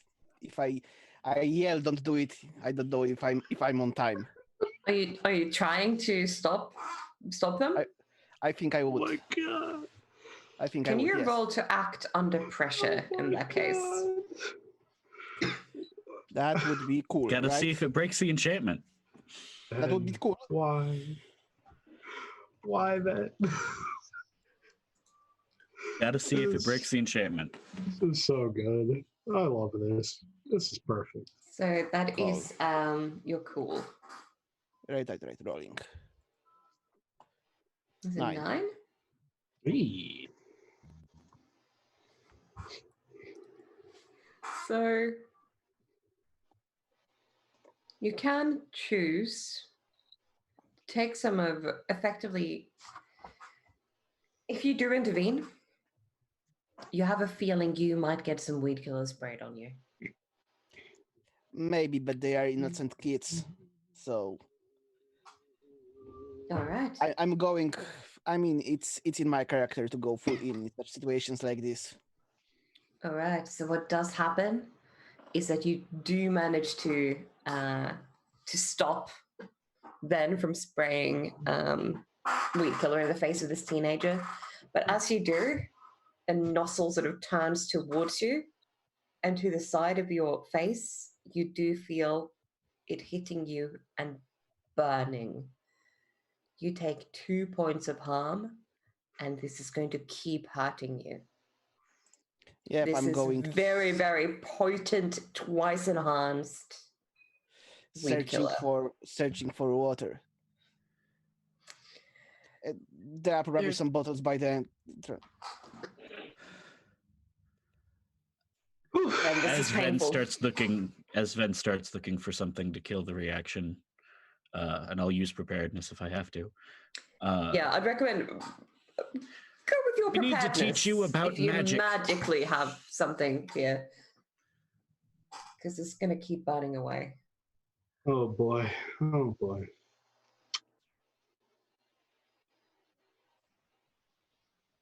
We want to help those kids, not kill them. Oof. Nope. You have Oof. nothing. Water by the doors of the. Yeah, there's definitely like bottles of water, and probably you can quite easily find a hose as well that's attached to the hardware store. But you might all want to. Are you all trying to help out here? Yeah. Could I? Those of you who are, could you please roll to act under pressure? I suppose. Act under pressure is cool. Okay. 9. Okay. Well, that's my improvement. So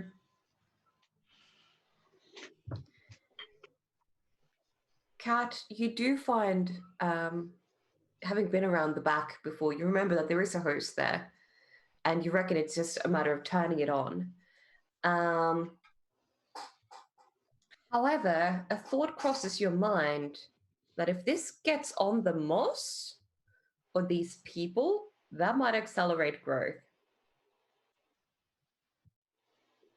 That sounds bad. Ryan, you do remember that from when you burst into the store, there are bottles of water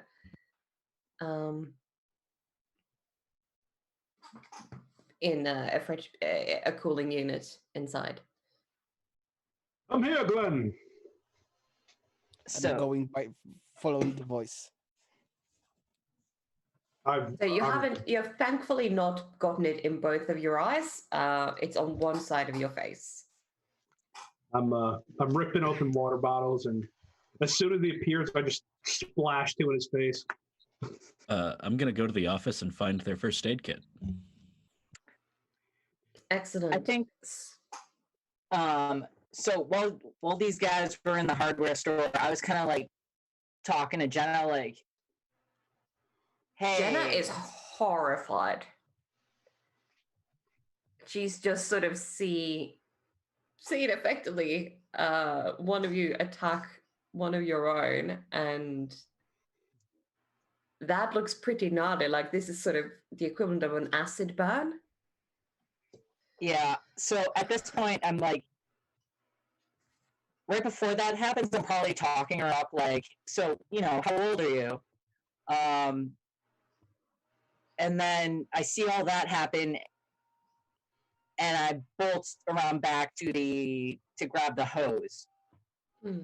And I try to bring the hose around front. Is it long enough? Yeah, I'll say it's long enough. All right. I probably run back to turn it on, and then run back and see if I can manage to hit Glenn without hitting the teenagers. Okay. Roll to act under pressure, please. Because you need to aim this thing. Ooh, risks. That's cool. I like it. Yes. Be cool. It's a 7. You do manage to start spraying Glenn down, if you want. Now, the thing is, you don't hit any of the other teenagers. They're all slightly like late teens, early 20s, so about your age. Okay. But if you do, Jenna's going to be hit by that water too.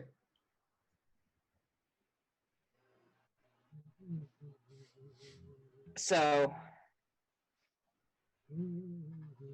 knowing that Jenna's going to hit it, I mean, I think we need Glenn more than we need Jenna. Sorry, Jenna.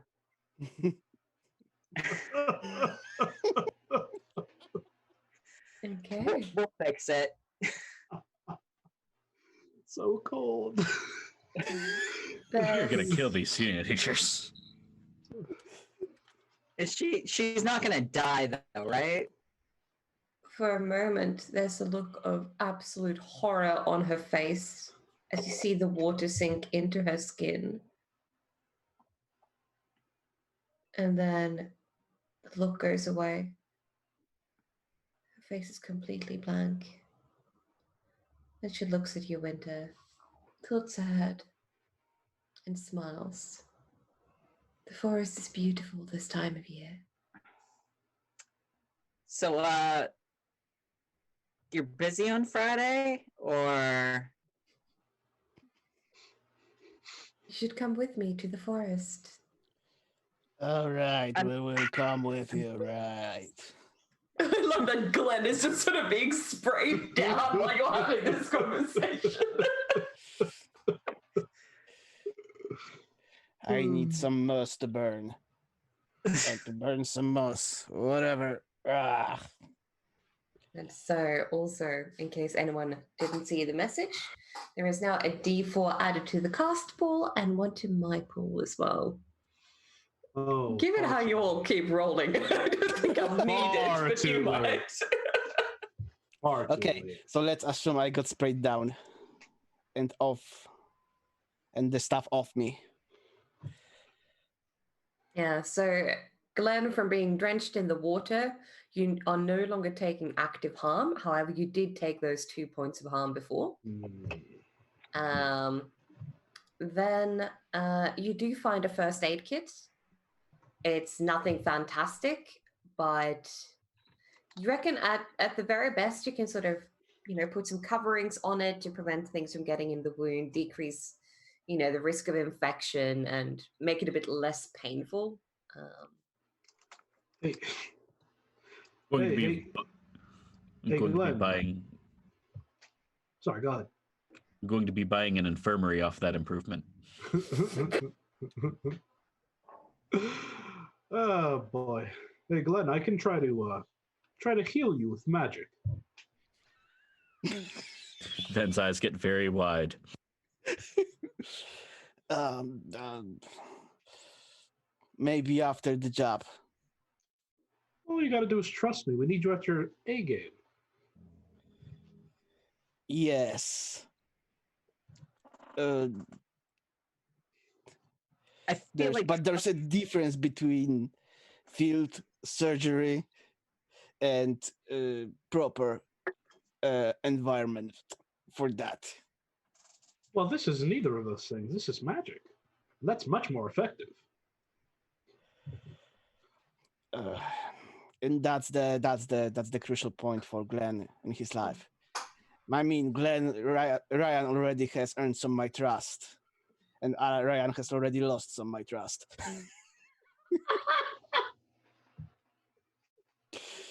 But there's important. This magic thing is pretty important in this new life of Glenn. So, okay, I'll trust you. All right, all right. Now just stay still. Can I help with this? Yeah. And A little faith. if Ryan lets you. I will do it surreptitiously if I have to. And then magic is powerful, but we don't want to kill these kids before establishing we really can't do nothing to help them, right? Let's try get the moss out of the forest first, and then moss out of the kids later. I'll use a D4 for this if I have to. Okay. Come on, be kind. Okay. Hey! Wait. Do I want to? Nah, I mean, Yeah, well, actually, yeah. If I gotta, I mean, Yeah, decent on a number. just on a 10 is 10, enough. your magic does exactly what you want it to. yeah, but There's 12, no there's some- there's no side effects or glitches if your spell does what you planned for. on a 12. There's just there's an added No. benefit. We don't There's need the an added special benefit, effects. We though. don't need it. No.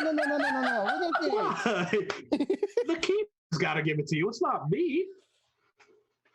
Come on, I feel like Ryan needs a So- big win.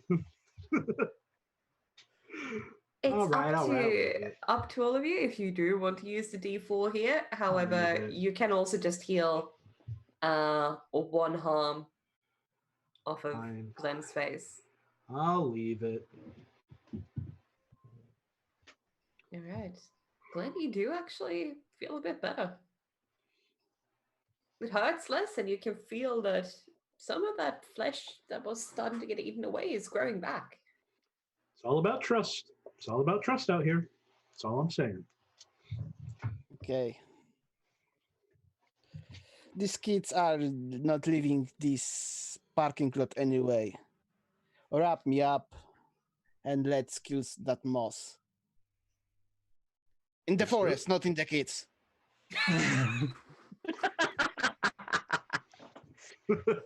Hey, if it had worked, we'd have 4 people who weren't instead of just one who wasn't for a minute. I'm pretty certain it would work, but I can't imagine imagine it doing less damage on those kids than it did on me. I think I'm gonna. I am very sure of that, but not moss only. I'm gonna point to Glenn and ask Ven, what's your definition of work? What do you mean by it works? See, that's a complex subject in this situation. I mean, there is also such a thing like trying, like spraying the hand for starters, not the face. We're aiming it at the kid's face. Their brain is not in their hand. They're being mind controlled. All right, can we Okay, hurry I this know up? where the brain Let's, is, and I know for the fact humans don't have spares. Let's just go burn the moss. I got plans with Jenna on Friday. Let's go. When did he have the time? Or sorry, when did they have the time?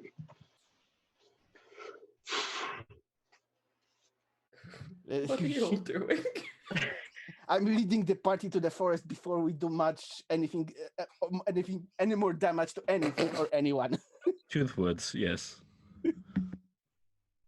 As soon as you start walking, there's 4 sets of footsteps following behind you.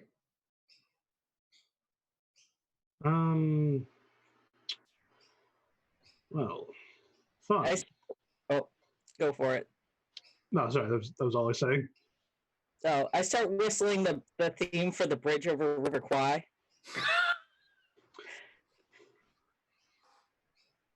That's okay. I wasn't in Vietnam. I was in in Latin America jungle. Okay, nope. There won't be any backlash from me. I forget what movie it's from, but it's Bridge on the River Kwai. yeah, that's the movie it's from, isn't it? Exactly. That's why it's the theme of. All right. Yeah. There's 4 sets of footsteps behind you whenever you walk towards the forest.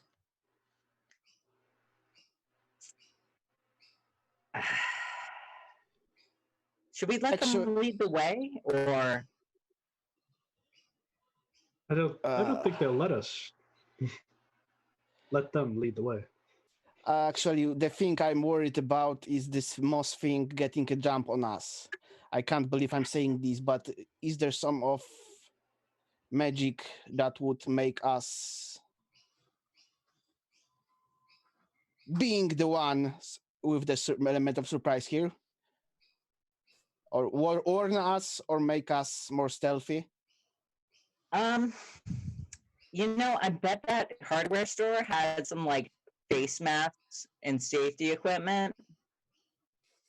Too bad we didn't think of that before we left. Yeah. Actually, yeah. Preparedness. Did I think of that before we left? I'll let you see if you did. No. Nope. Oh God! Your preparedness rolls are like my magic rolls. All right. So the edge of the forest. And occasionally, as you're walking, you do hear the forest is beautiful this time of year. Okay. We are so happy you can join us. Can I Cast at least anything knock you them out? want. I want an edge on this thing, and I'm waiting a bag full of herbicide in my hand. They're just looking Wait. at you. Ooh. It's Can I- beautiful. Can we go back a little bit to where Ven rolled the preparedness, and can I roll my jinx to give him one forward? Yes, you can. Okay, because if it works, you get we can turn that 6 into a 7, and it works. Looking good. Excellent. Thank you. Okay. We can make it into an 8 even.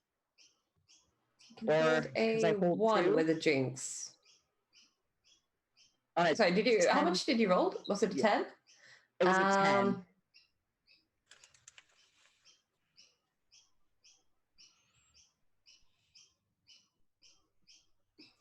I don't think you can choose the same thing twice. But I'll let you, if you only want to choose one of the effects, I'll let you go with that. And there's no mechanical difference between a 7 and an 8. So it wouldn't Right. add up. Or could I anyway. make the target being the... If do I have to do the 2 holds on the same target? Or can I use 1 hold to add 1 to Ven and use, so like the It's target only- loses something, like the moss, or the monster loses something that I will soon find? It's only 1 target. I'd say if you had targeted the minions or the cultists, whatever you want to call them, you could have affected them all. But because they're 2 entirely separate targets with Ven and potentially hostile creatures, they're sadly not the same target.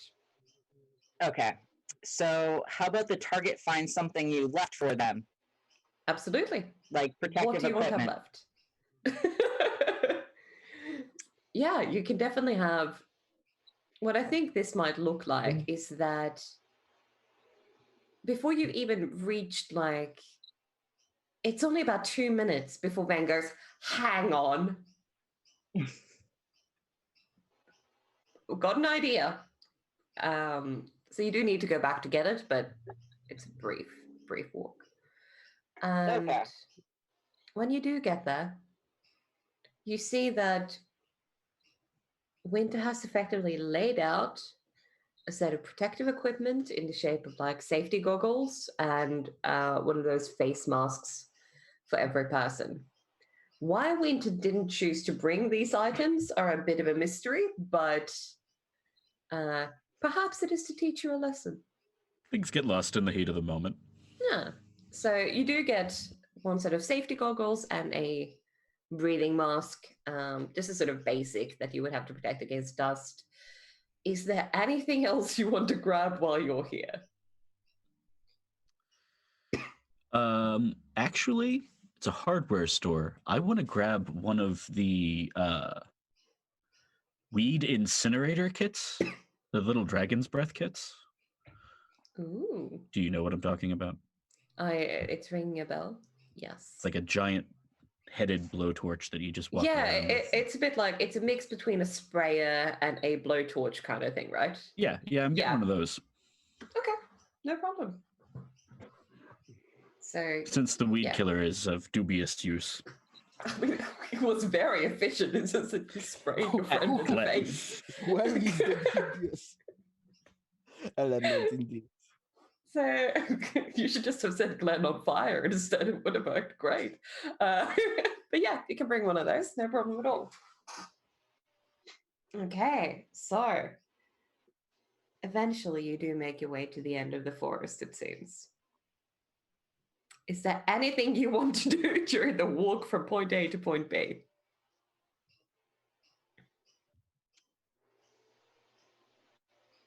I'm going to give Glenn that equipment because he's the heavy. I'm ready to chuck my bag of herbicide on anything that is green and moves. You said you wanted to burn the moss. This will allow that much more effectively.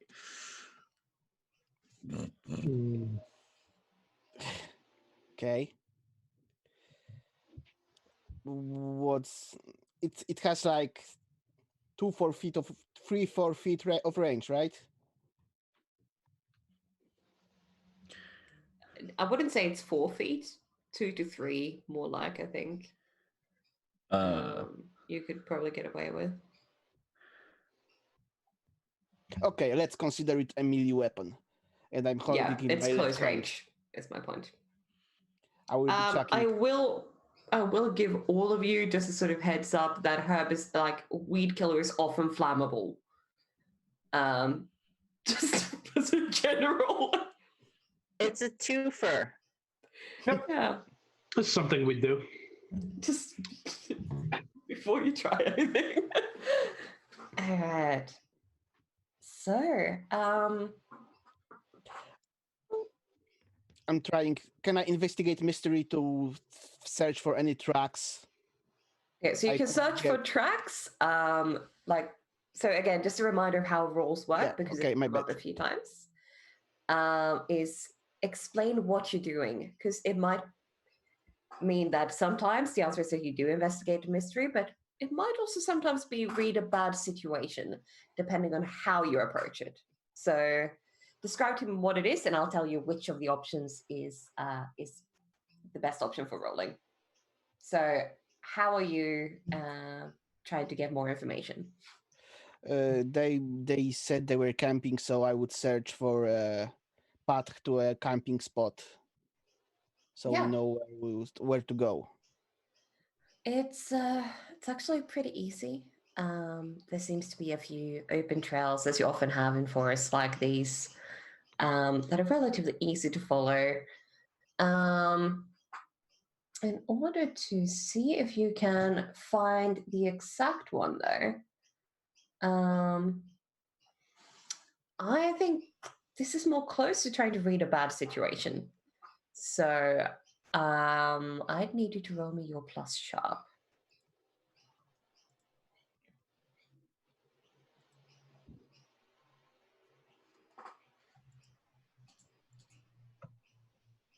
Nice. So you do get to ask 3 of those questions and read a bad situation.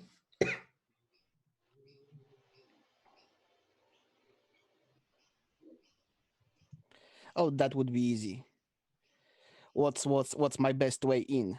It's literally the one question I was asking. Yep, you can find a clear path, and you're quite certain that that's similar to what Jenna was talking about before she went back under control. And the most answer to these questions I already know. So the one I wouldn't know is what's the best way to protect the victims. You reckon that if you're able to destroy what's controlling them, they might be fine.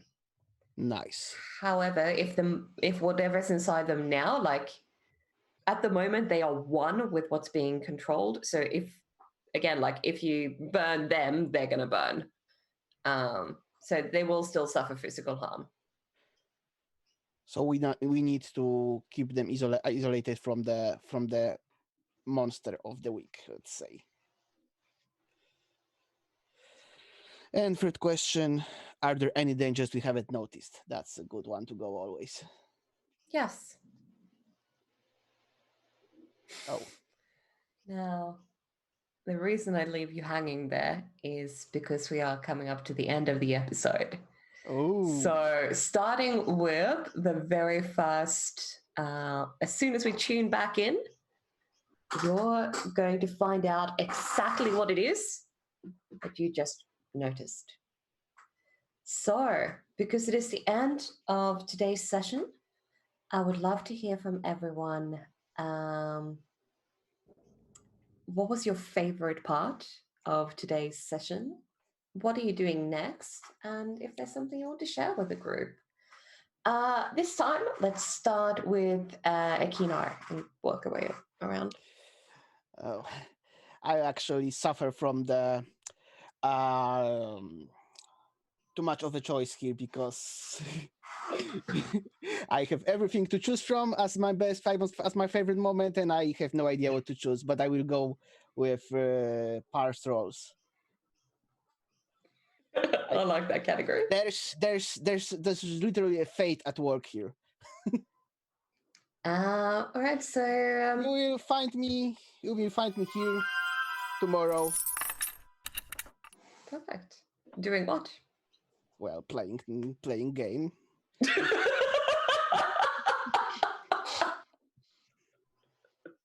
Let's not be specific. We're playing games. It's gonna be good. All right. Is there anything else you want to share, Akino? Yep. Yes, I will be here same hour next day with another fantastic game, with another fantastic game master, and with bunch of fantastic players, polished included. Awesome. Kat, what was your favorite part today?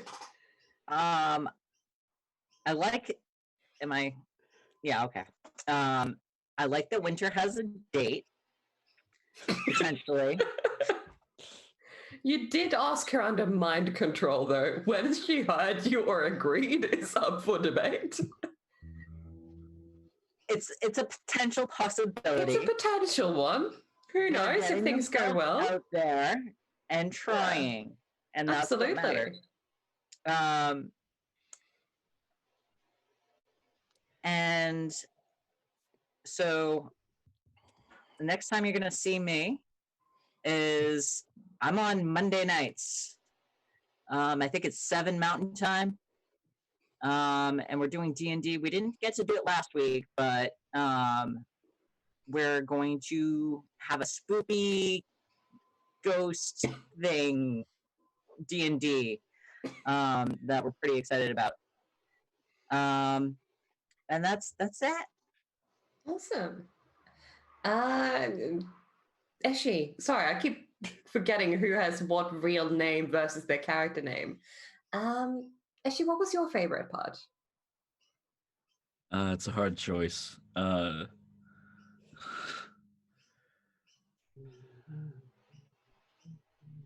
think Too much stuff to pick probably from.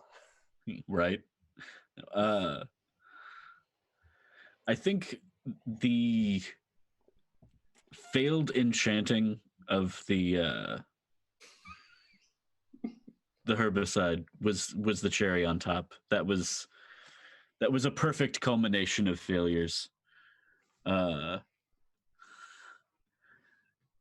find me here Monday with Par playing Fleshmaker's Falling. Probably nowhere else online. That's me. All right. Pa, what was your favorite part today? Oh boy. Involving my character, yeah, the failure to enchant some herbicide, Yes, which gave me another Dr. Hudson. improvement. I'll never forget that. Gave me another improvement. That's so far an improvement per episode. Hope it doesn't keep up next time. As she said, you'll see me again here on Monday, 3 p.m. MDT for Fleshmaker's Folly, D&D 5e game. What else to share except my Twitter, which is just on the screen, I think. All right. And yeah, my favorite part today, it was probably Ryan's vendetta with that door. It's just this poor mundane door that somehow got the better of you. I just love that whole scene. I'll be on here tomorrow, same time slot, playing Stars Without Numbers.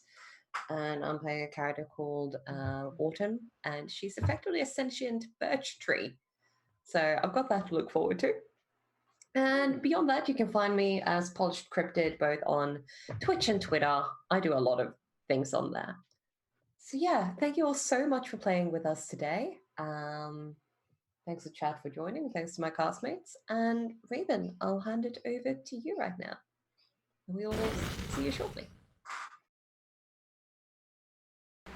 Hello. Yes, that was fantastic. Very fun to watch. So great job. Thank you to the cast. Thank you to Polished for running the game, especially. I know these are early mornings for you with your time zone, so it's extra appreciated. Also, thanks to Admin Anonymous for the Tier 3 subscription. And everyone who spent guild coins and everything, all of it is very much appreciated. But we're going to go on a raid. Ordinarily, we would have another stream tonight at 7 p.m. Mountain Daylight Time, but we don't have a one-shot lined up for tonight. So we're going to skip tonight. So the next time that you can find something going on over here on the Black Feather Guild is, as we had a couple mentions, the Void Cavalcade at 1 p.m. Mountain Daylight Time tomorrow. So this same time slot tomorrow, we'll have a Stars Without Number game. It's very fun to watch. Great cast. And after that, we'll have Animus Absentus tomorrow night, 7 p.m. Mountain Daylight Time, which is a fundamental RPG sci-fi run by myself, again with phenomenal cast members. But as we mentioned, we're going to go on a raid. So I've got a raid cry right here. I feel like we should beat the forest out of one of these people. It was a fantastic line, so feel free to copy that. And we're going to go raid Tabletop Horde. And she's currently doing a birthday stream. So definitely go wish her a happy birthday. Give her a follow if you're not doing so already. Another fantastic GM. She and I were in a game together over on Encounter Roleplay last season. So just a fantastic person. Definitely give her a follow. And then I will see you all tomorrow. Bye.